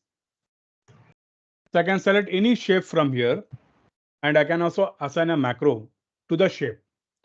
For example, let us say I select the smiley here, and I draw the smiley. I'll change the shape of this, fill color of that. Okay. Now, if I want to assign a macro to this smiley, I'll right click on that. Right click, assign macro. So when I click on assign macro, it will display the same window where it will show the list of macro that you have recorded. So if I want the letterhead, I'll select it and click on OK. After that, when I take my mouse to that smiley, it will change into a hand symbol. That means it is a hyperlink. Now, if I click on that, you will see it has run that particular macro. Okay, so you can also assign it to your shape also. Okay.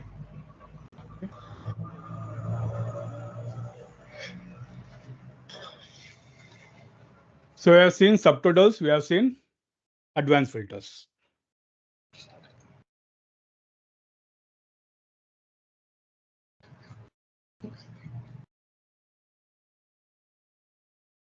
Now, a program means it is a set of instructions.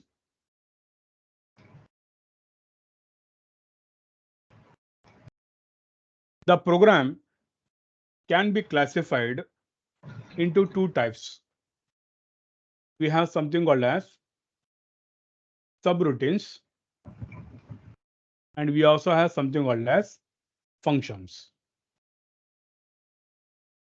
Now, both are programs, both are set of instructions that you give to the system, and it will carry out those instructions.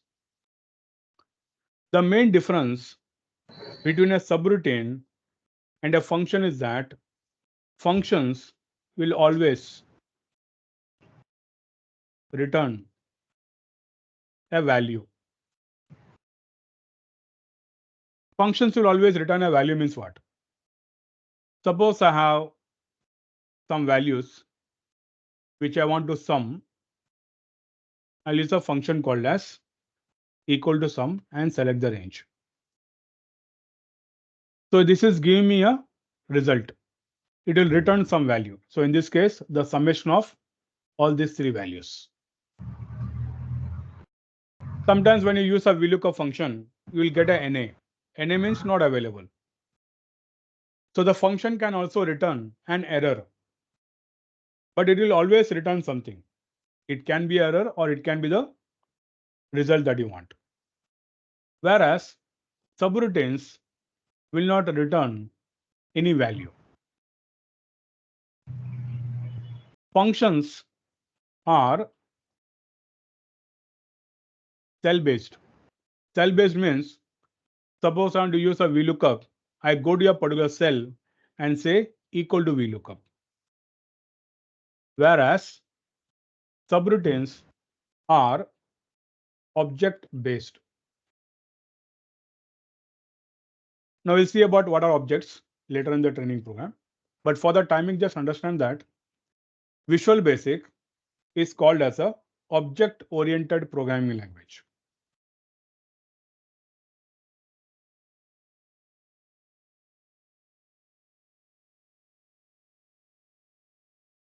That means everything is considered as a object in Visual Basic.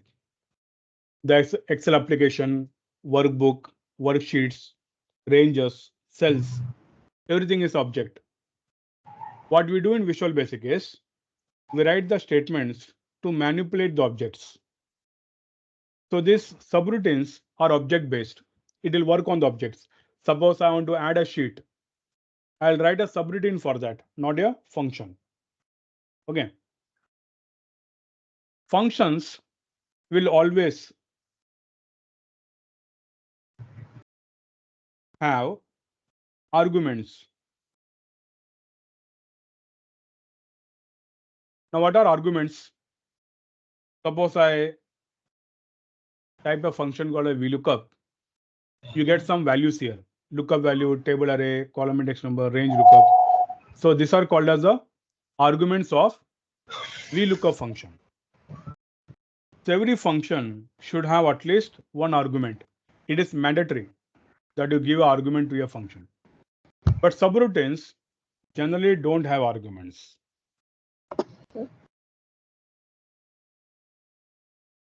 You can give arguments in a subroutine, but generally it won't have.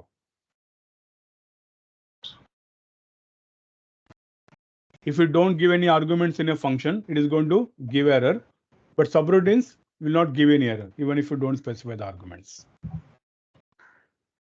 Now in your Visual Basic, we can also create something called as UDF. UDF means user defined functions. So we can create our own functions. Now in Excel, you know that if I want to add two numbers, we can use a function called as sum.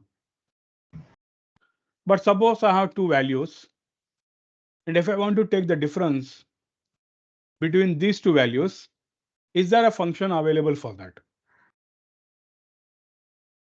Is there a function available in Excel which will give me the difference between two values? No, we have only average sum and all that. No. Correct, but you don't have a function called as subtract. Right? Yes. We use that minus operator for getting the difference. Likewise, you don't have a function called as division, right? Or multiply. So what we'll do is we'll create a function called as subtract. Now, I want to go to the Visual Basic editor. So one method is, as we have seen, we can go to view macros, select the macro, click on edit. Or you can also right click on any sheet and select view code. There are multiple methods. Or you can also press Alt F11. Alt F11 is a keyboard shortcut to go to the Visual Basic editor.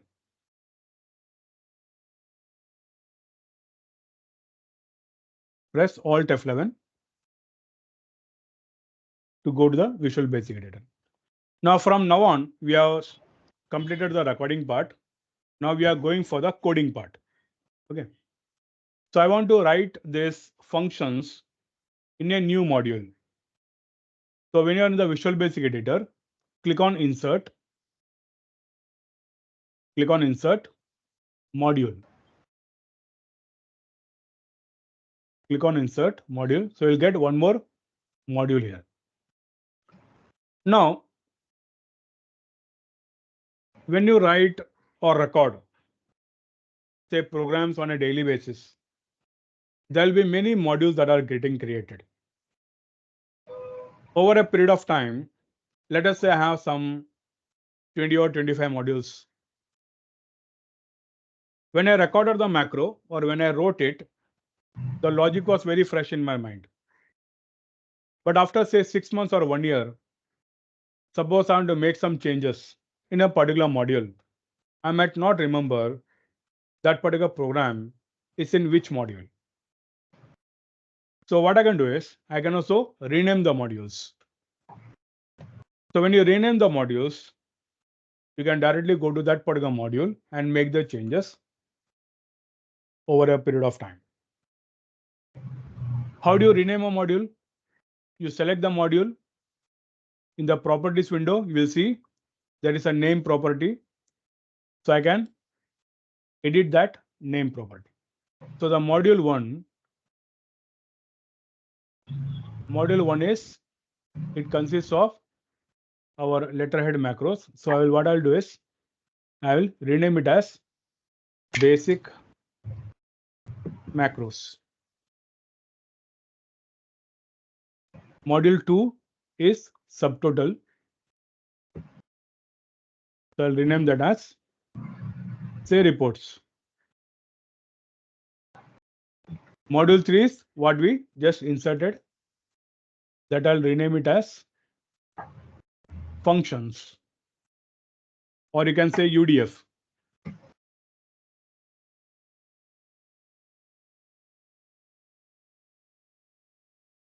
UDF means user defined functions.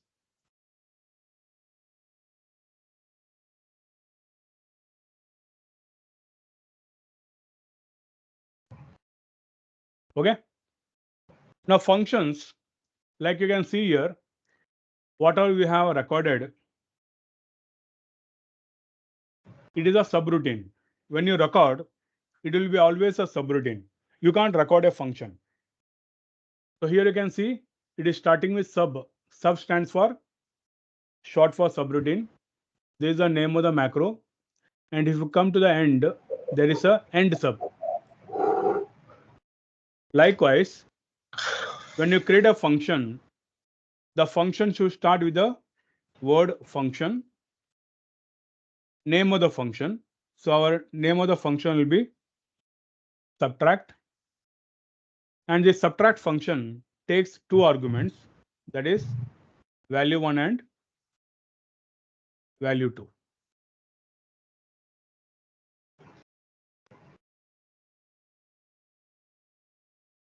And when you press enter, this end function will automatically come. You don't have to type it. Now the programming statements should be written in between the function and end function. Now what should our function do? It should give me the difference between value 1 and value 2.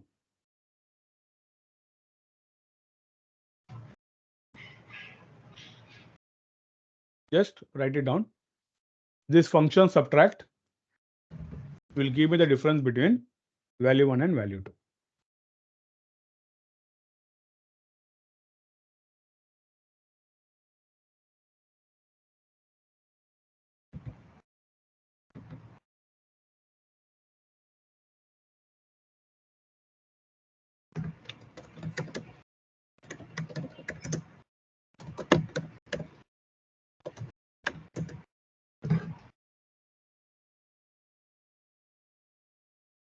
Okay, now to go back to the Excel sheet, either you can press Alt Tab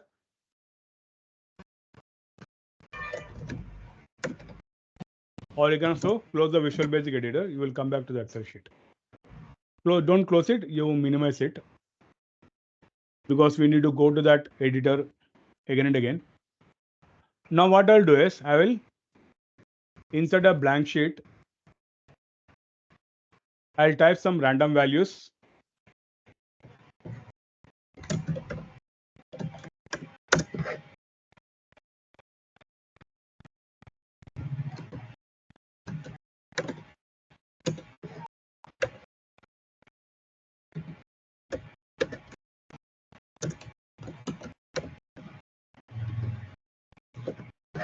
Now I want to take the difference. Now how will you call a function? How will you call a VLOOKUP function? You go to that particular cell and you type equal to VLOOKUP. So if I want to take that, if I want to call that subtract function, you say equal to sub. The moment I type sub, you will see it is coming in the drop down here. Subtract. Argument value 1 will be this, A2, comma, B2.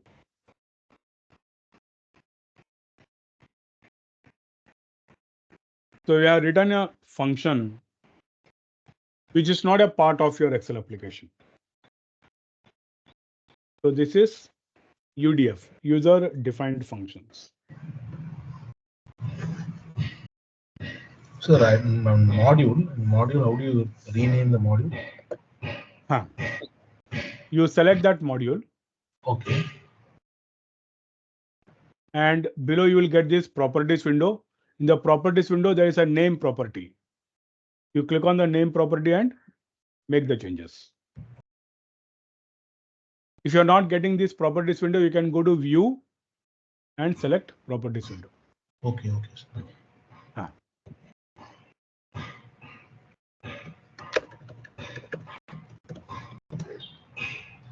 I just have to try this 1 second, sir.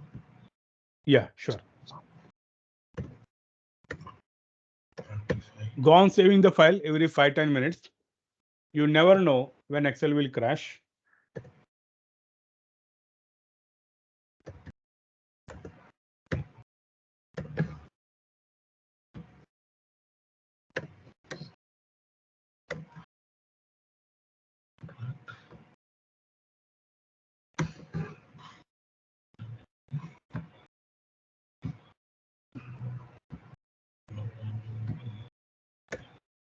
So how are we creating a new module? You click on insert. Okay. Then click on module. Okay.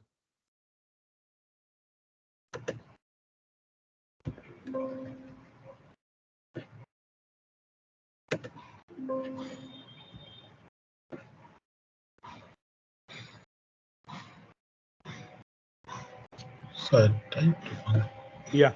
function subtract. I do the same thing. Function subtract value 1, comma, space value 2. Correct. It will automatically take the space. Even if you don't give a space, it will automatically take it. Okay, subtract is equals to. So you have to write subtract is equal to the value of equal to. Okay, subtract. Right. Value 1 minus value 2.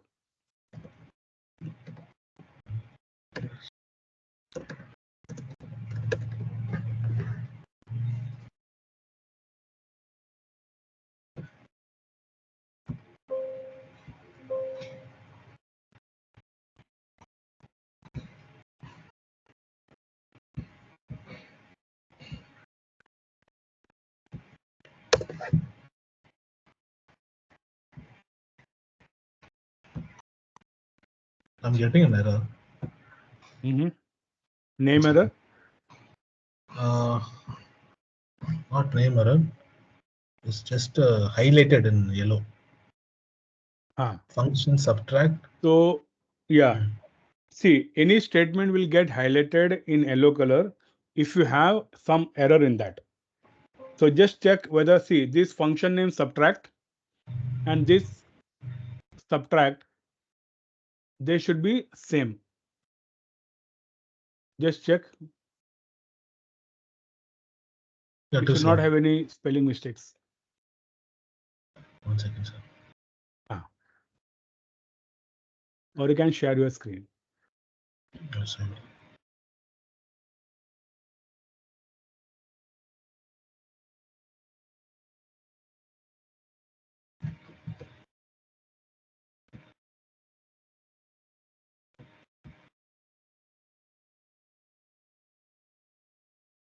Okay, thanks, Mukesh.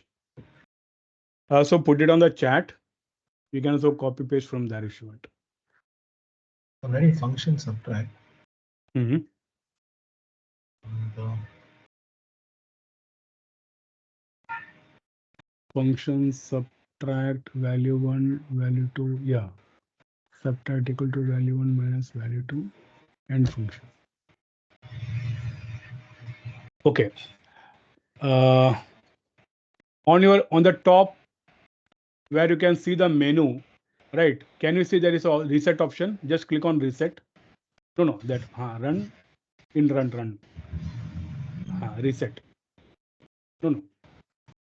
Again, go to run. Reset.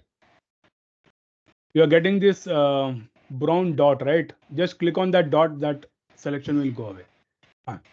Now go back to the Excel sheet.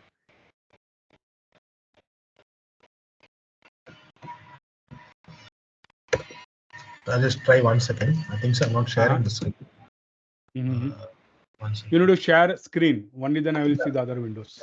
I think so. I'm sharing another thing, so then be able to see. Okay. Okay, I'll just try 1 second. I'll just. What about others? Aditya, Bhaskar, working fine? Yes, working, sir. Thank you. Okay, fine.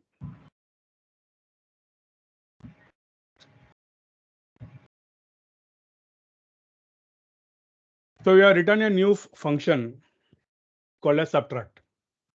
Now I'll write one more function. Now I don't want to create a new module. So just go to that location after the end function. Keep your cursor after end function and type function vote. This particular function will take only one argument, that is the age. And the moment I press enter, this divider line will automatically come. Okay, function vote, it takes one argument, that is the age. Now what this function should do is, it should check whether a particular person is eligible for voting or not. Now here we have a condition that if the age is more than or equal to 18, then that particular person is eligible for voting. So we need to check a condition here. So for checking a condition, we'll use if. If age greater than or equal to 18, then, okay, you have to use a then word. Then vote equals eligible. Okay. Now there can be only two situations. Either the person's age is more than 18. If it is not more than 18, it should be definitely less than 18. So here I can say else vote equals not eligible.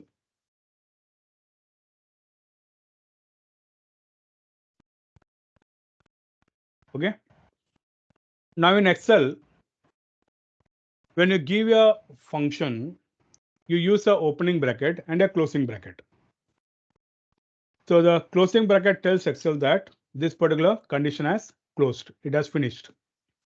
But how do you specify that in a program? What you do is you write the word called as end if. That means I'm telling Visual Basic that this particular function, this particular condition has ended here. Okay. So every time you use a if, it has to be ended with a end if, or else it will give error. Suppose I don't use this end if, and if I directly type equal to vote, and if I select this, it will give me error.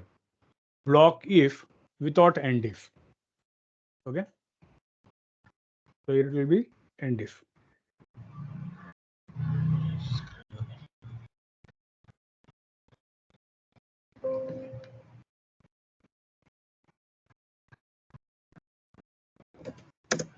I'll copy and paste it in the chat.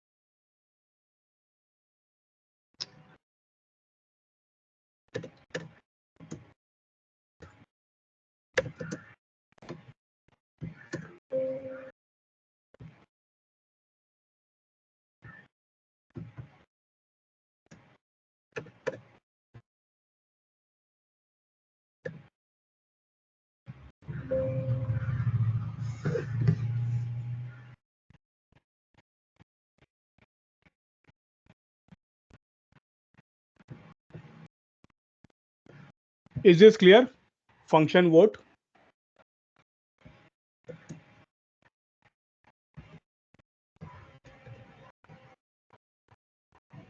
Now I want all of you to create two functions. One function is called as HRA. So this function should calculate the HRA as 40% of salary.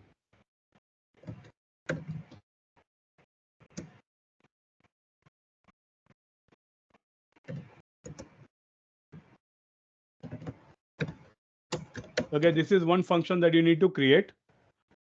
One more function is function sales bonus. So this function should give a bonus of 10,000 for employees working in the sales department. Or you make it as 50% of salary.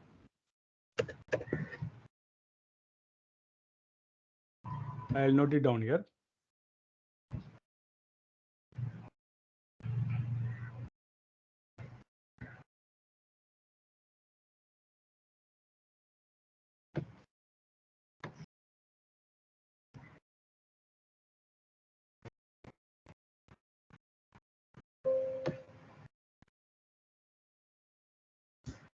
This is the first function that you need to create. Second is create a function which will calculate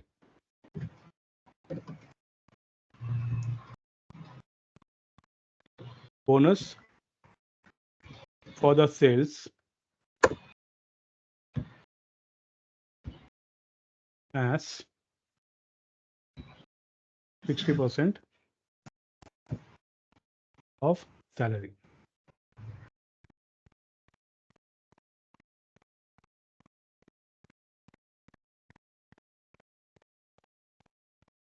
This will be two separate functions. HRF will be for all the employees.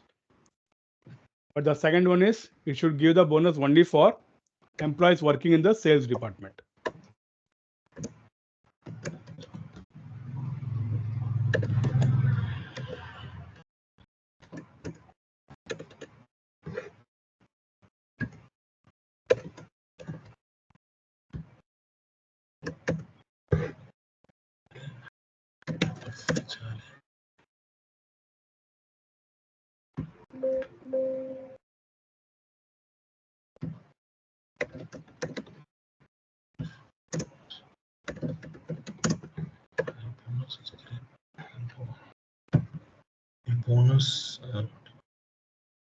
Bonus is 60% of salary for the employees working in the sales department.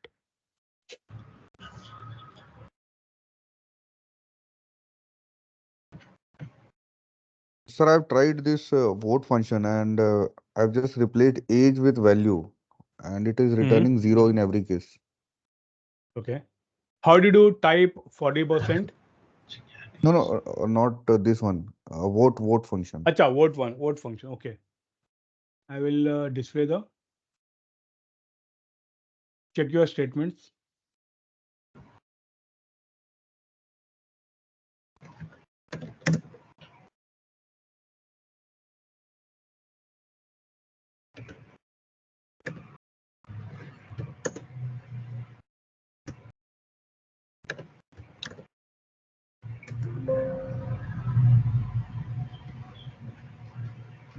Or you can share your screen.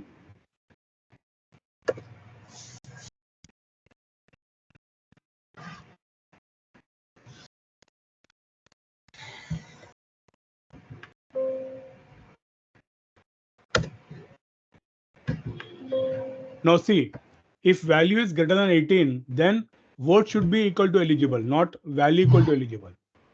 Your function name is vote. So that vote equal to eligible. And here also After else, vote equal to not equal. Now go back to the Excel sheet.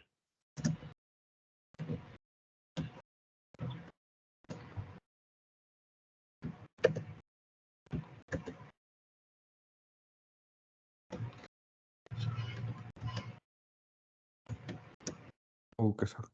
Perfect.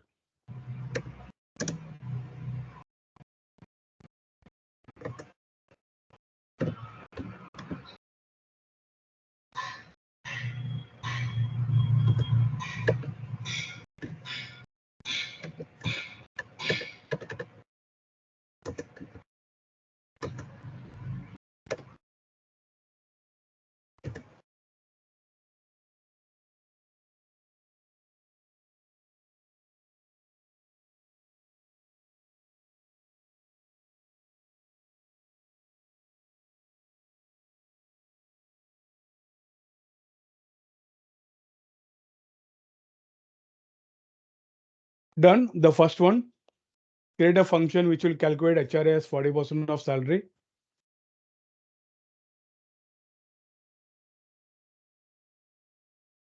See here, you can't use the percent symbol like you can use it in Excel. Visual Basic will not allow that. So this function HRA takes one argument, that is a salary. Okay. So here I will say HRA equals, either you write it as 40 divided by 100 into salary or 0.4 as into salary. Okay.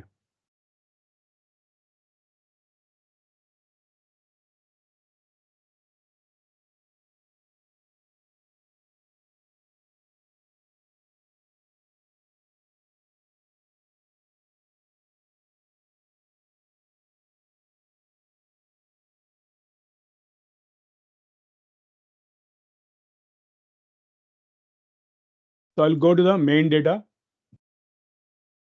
We have the salary column here.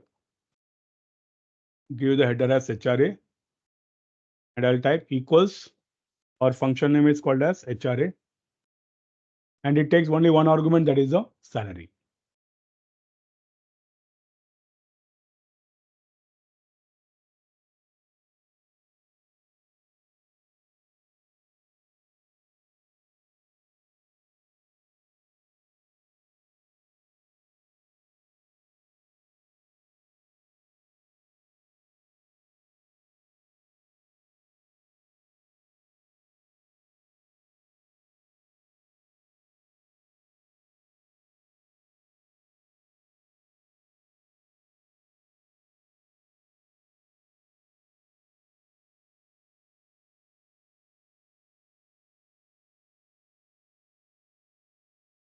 Okay.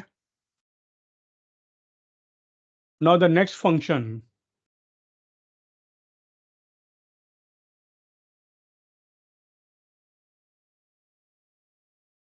it will take two arguments. One is you need to check for the department. If the department is sales, then the bonus should be calculated as 60% of salary.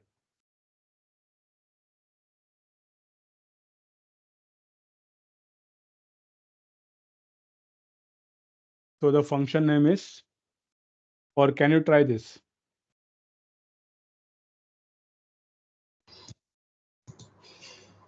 Why we have not used and if after this HRA, prior to this end function of HRA? We have used in HRA. No, in HRA, we are not used if. Okay.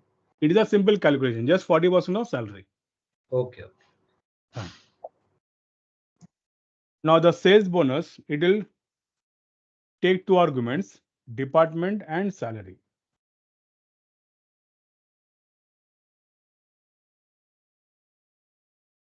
Now here I need to use if, because I want to give the bonus only if the department is sales. So whenever you want to use whenever you want to check for a condition, only then you use a if.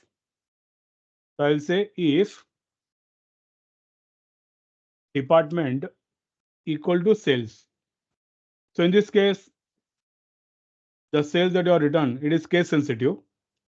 So it should be exactly as it is typed in the database.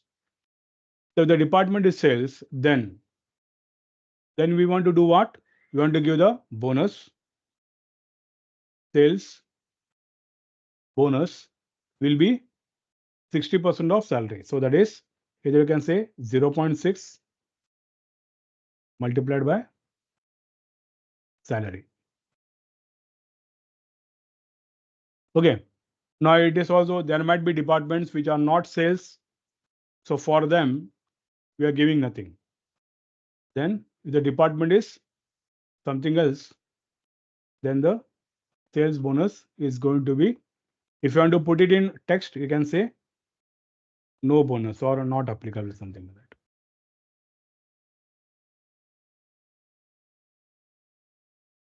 Then now we need to specify end if, because we have a if.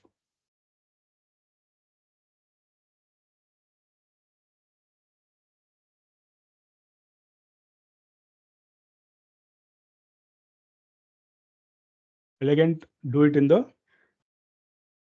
main data sheet because we have a sales department there.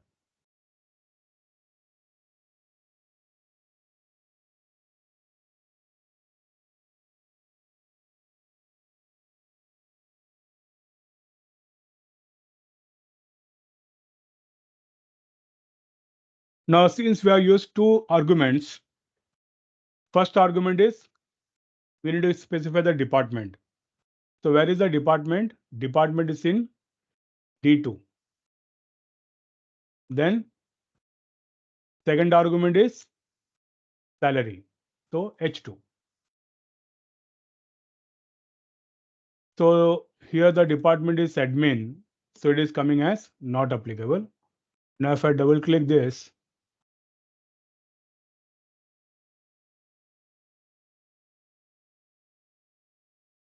so this is for on row number 34.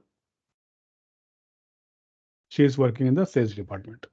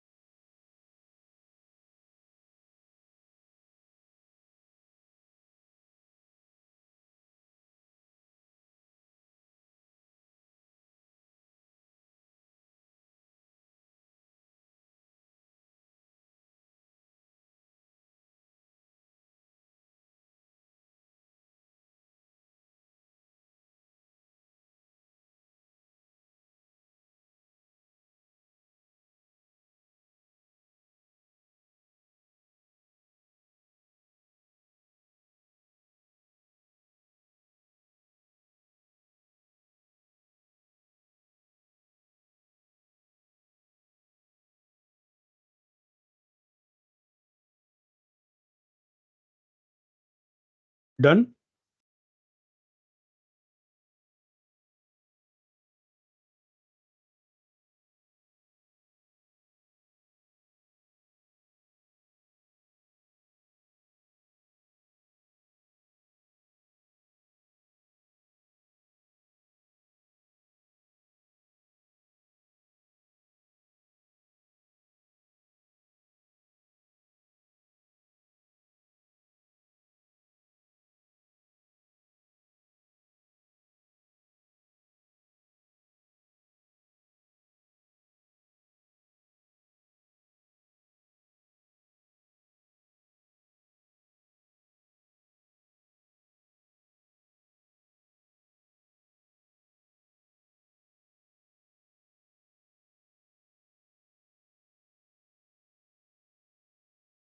Once done, just tell me.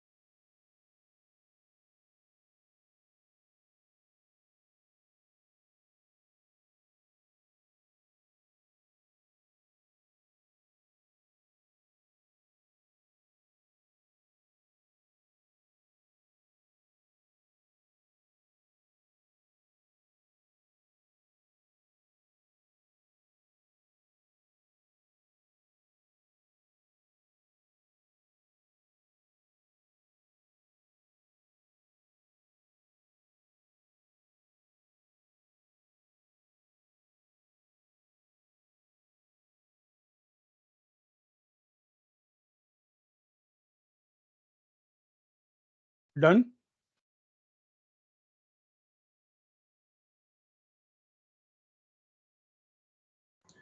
It seems I am missing somewhere. So it is appearing as not applicable even for sales also.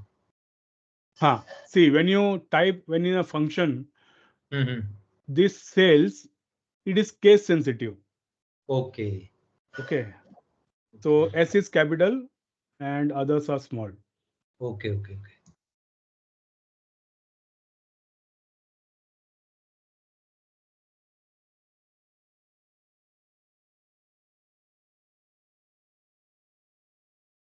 Not right.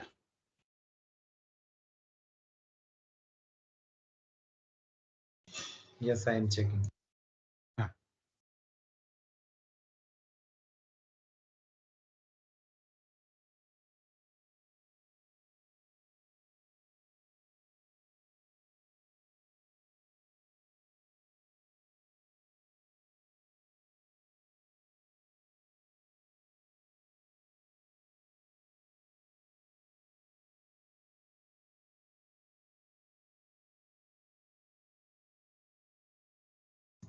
Now working fine. Okay, fine. Now see here, it might happen that in the database, sales might be typed in capitals, it might be typed in small case. So I want to take into account all the cases. So how do you do that? What you do is you use the OR function here. So I'll say if department equal to sales or department equal to sales in capitals or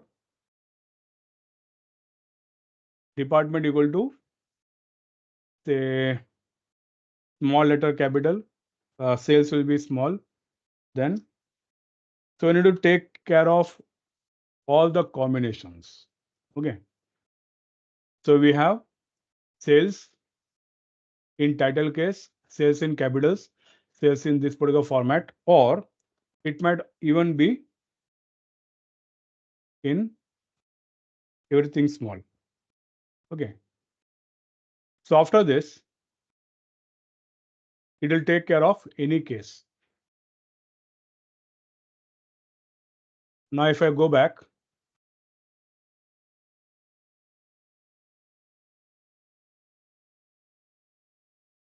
I type this as small sales.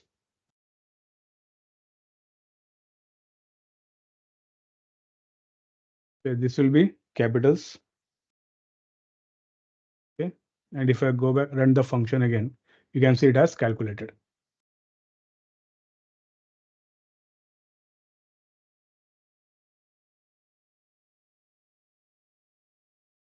I'll copy and paste it in the Sir, chat. every time we write a macro, we need to save the macro or No, you it can takes care. save it as do it normally with Excel. After you make any changes, it is always safe to save it because any changes done by the macro, you can't undo it. It is permanent. So always save the file. After you make any changes, Control S, and then you run the macro. So suppose you have written a wrong code, you can always close the file and reopen it. Okay.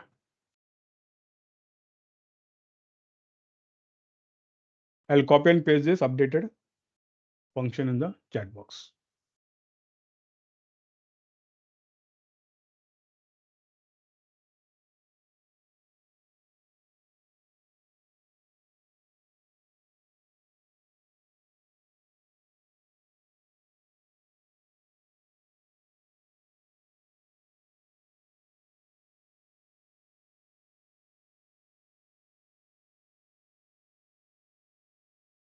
Okay. Now, if you have a single condition, we can use a if. But what if you have multiple conditions? If you have multiple conditions, then we can use multiple ifs also.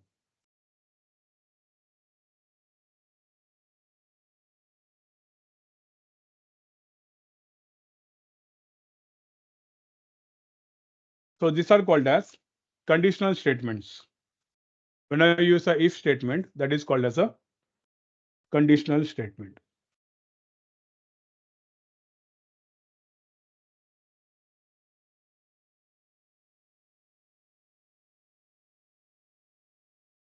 Okay. So if you have a single condition, you can say if condition is true, then do some programming statement.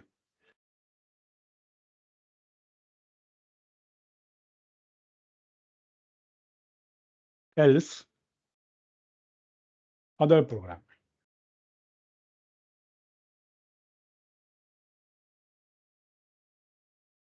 Then you end it with the end if.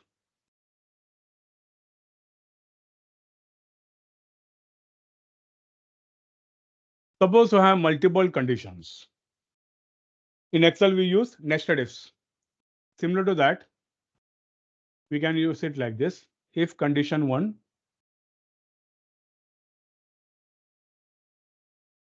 is true, then do some program. And to check the second condition, we use else if. Else if is a single word. Then here you check for the second condition. If the second condition is true, then other program statement.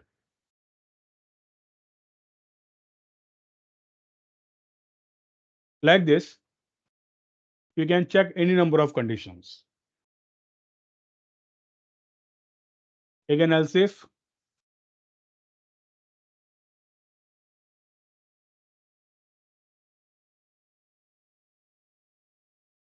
And in the end, if none of the conditions are satisfied, you can say else.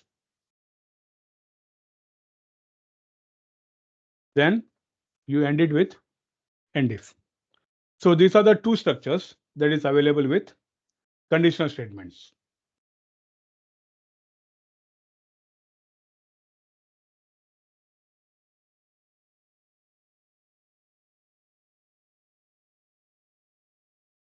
So basically, sir, we will have to go on first option is whether you use if, then we'll have to use else, and then you have to close it.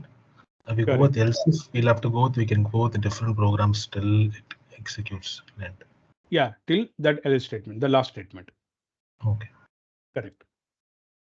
Okay. Now, I want all of you to try this. We'll write a function which will calculate the tax. I'll give you the conditions. You try to write a function for that. Now the conditions are that it should take only one argument, that is a gross. If gross is less than or equal to 2.5 lakhs, then tax should be 0. Okay. If gross is between 2.5 lakhs to 5 lakhs, then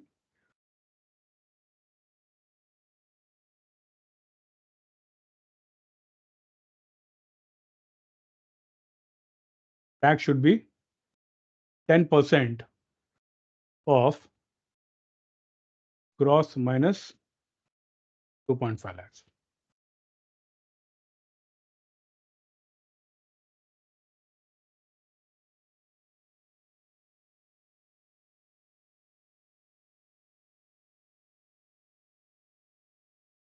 If the gross is between 5 lakhs to 8 lakhs,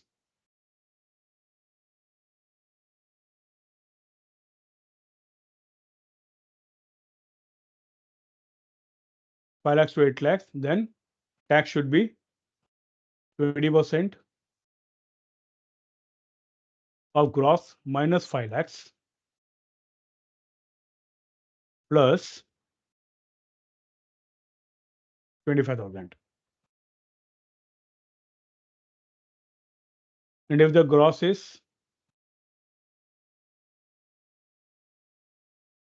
more than 8 lakhs, then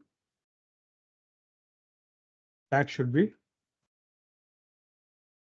30% of gross minus 8 lakhs plus 85,000. Okay, I'll explain the logic. You try to create the function. Now the first one, it is fairly simple. If the gross is less than or equal to 2.5 lakhs, then tax will be 0. Now the second condition,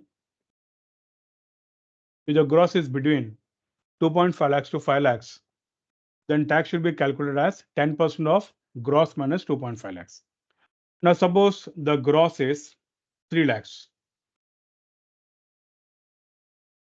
So if it is 3 lakhs, then my tax should be equals 10% of gross will be 3 lakhs minus 2.5 lakhs. Okay, so this should give me 10% of 50,000, and that should be 5K. Okay, if the gross is between 5 lakhs to 8 lakhs, then tax should be 20% of gross minus 5 lakhs plus 25,000. Suppose the gross is 6 lakhs. Now for the first 2.5 lakhs, tax will be 0. But for the remaining 2.5 lakhs, you should calculate the tax as 10% of that.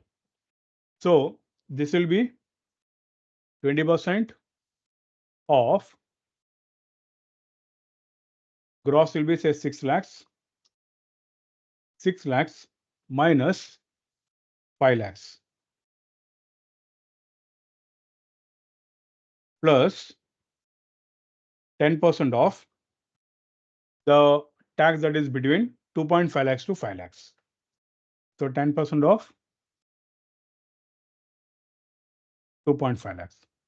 So this should be 20% of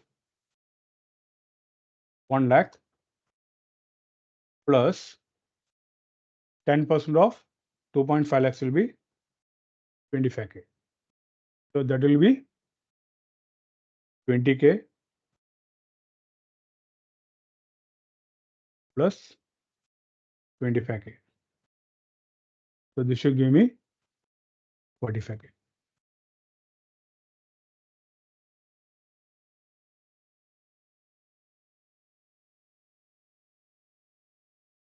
Now last one is suppose the gross is 9 lakhs. So in that case, tax will be 30% of gross, that is 9 lakhs minus 8 lakhs plus, how did I get this 85,000? That is 10% of the value that is between 2.5 lakhs to 5 lakhs, that is 25K. Then the value between 5 lakhs to 8 lakhs, that should be calculated as 20%. So 20% of 3 lakhs will be 60,000. So this will be 30% of 1 lakh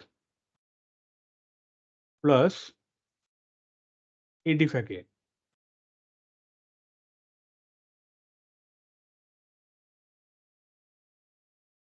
Okay, so this should give me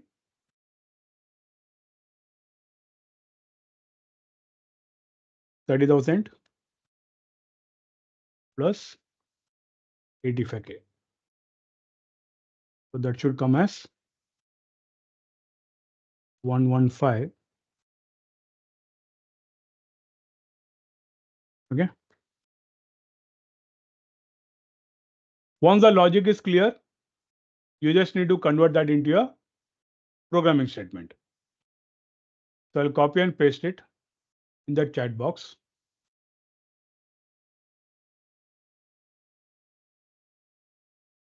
You try to create this function.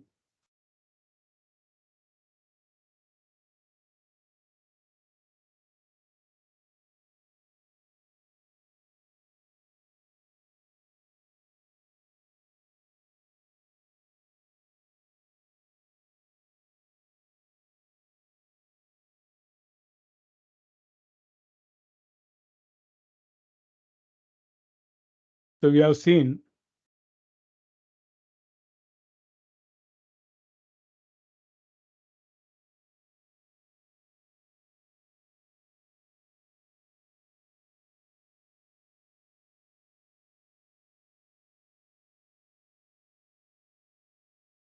we started with advanced filters, then we saw subtotals, then we saw macro recordings.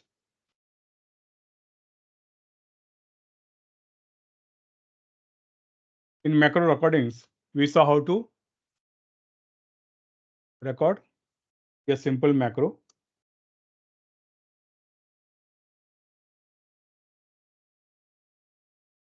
Then we saw subtotal.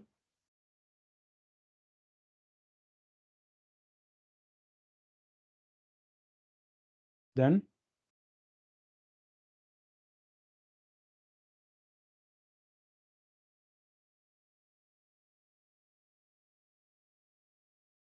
and assign to a button.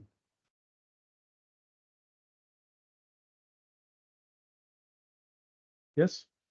Then we saw UDF, user defined functions.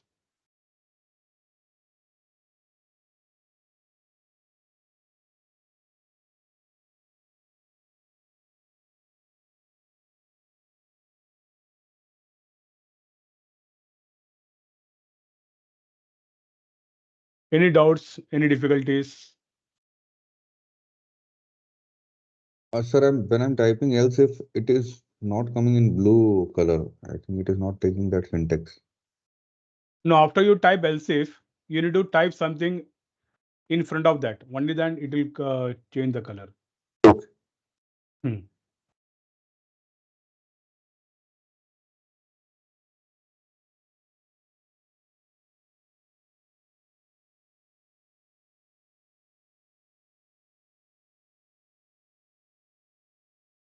So any doubts, any difficulties till now?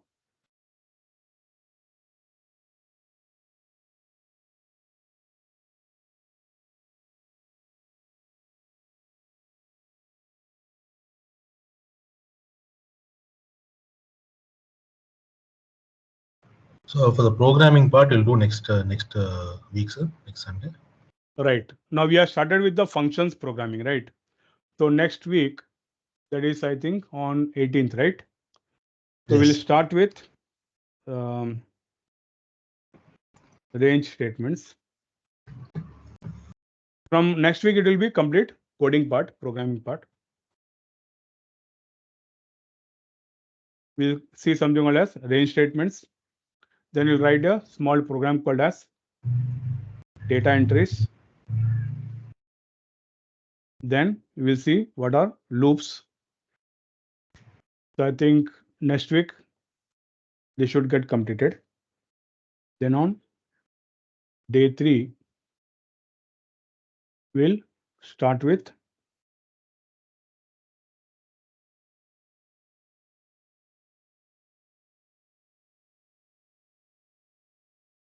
then We'll do a VLOOKUP.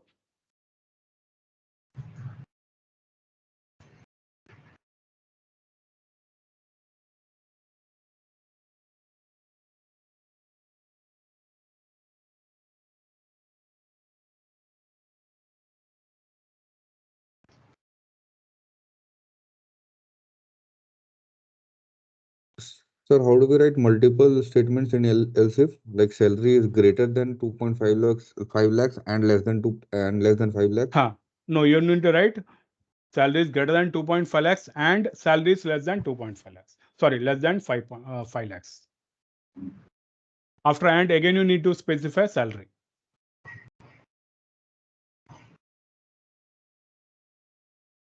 Not salary. We are checking for the gross, right? So gross.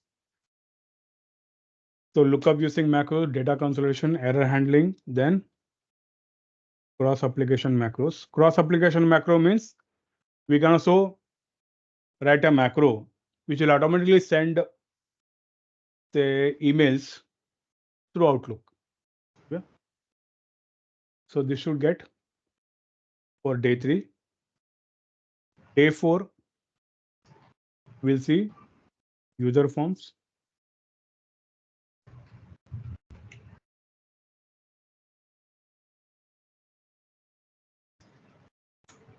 Add-ins and finally do your assignment.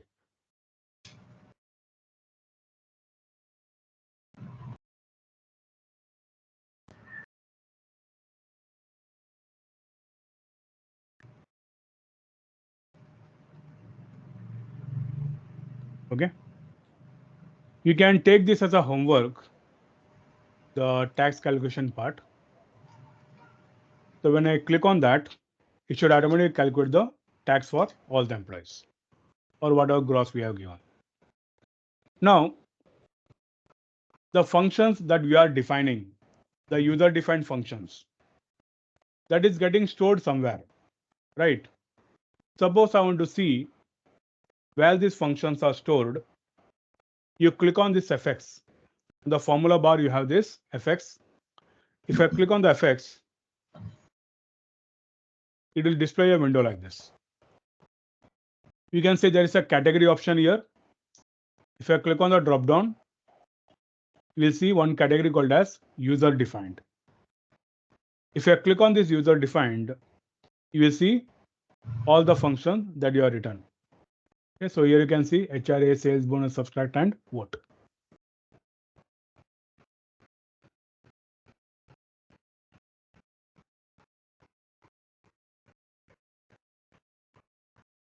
You can also press Ctrl A to display the function argument box.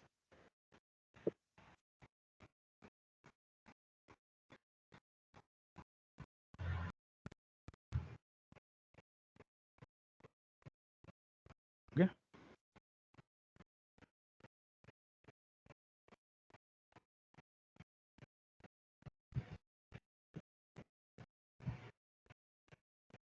So how did you all find the training? Informative? Did you learn new things?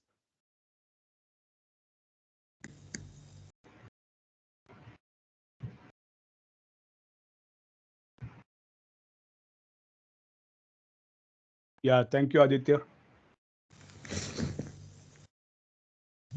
Yes, Bhaskar, you want to add something to that?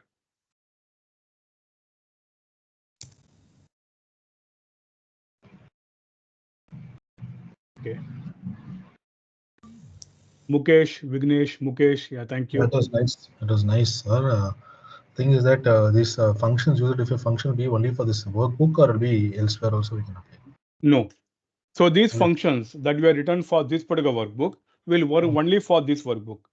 But we can also create something called as, in the 4th day, we are going to see something called as add-ins. So once you create add-ins, that becomes very portable. So you can use it in any workbook that you create. So this function that we have created today, the tax calculation function that you are going to create, you are going to convert that into add-in so that you can install it in any workbook that you want. So it becomes a global function. Okay. We'll see that on the 4th day. Okay. Now you will get these recordings by tonight. So what I want all of you to do is, whenever you get time from your busy schedule, you try to practice the concept that you have learned so that you're very thorough with that. And if you get any queries, any doubts, you can note it down. And when we have a session next time, you can get it resolved. Fine? Okay, sir. Thank you. Yeah. Okay, sir. So thank you everyone for taking your Thank time you, out sir. on your weekend and attending the session. Have a great day. Thank you, sir. Thank you, sir. Yeah. Thank you.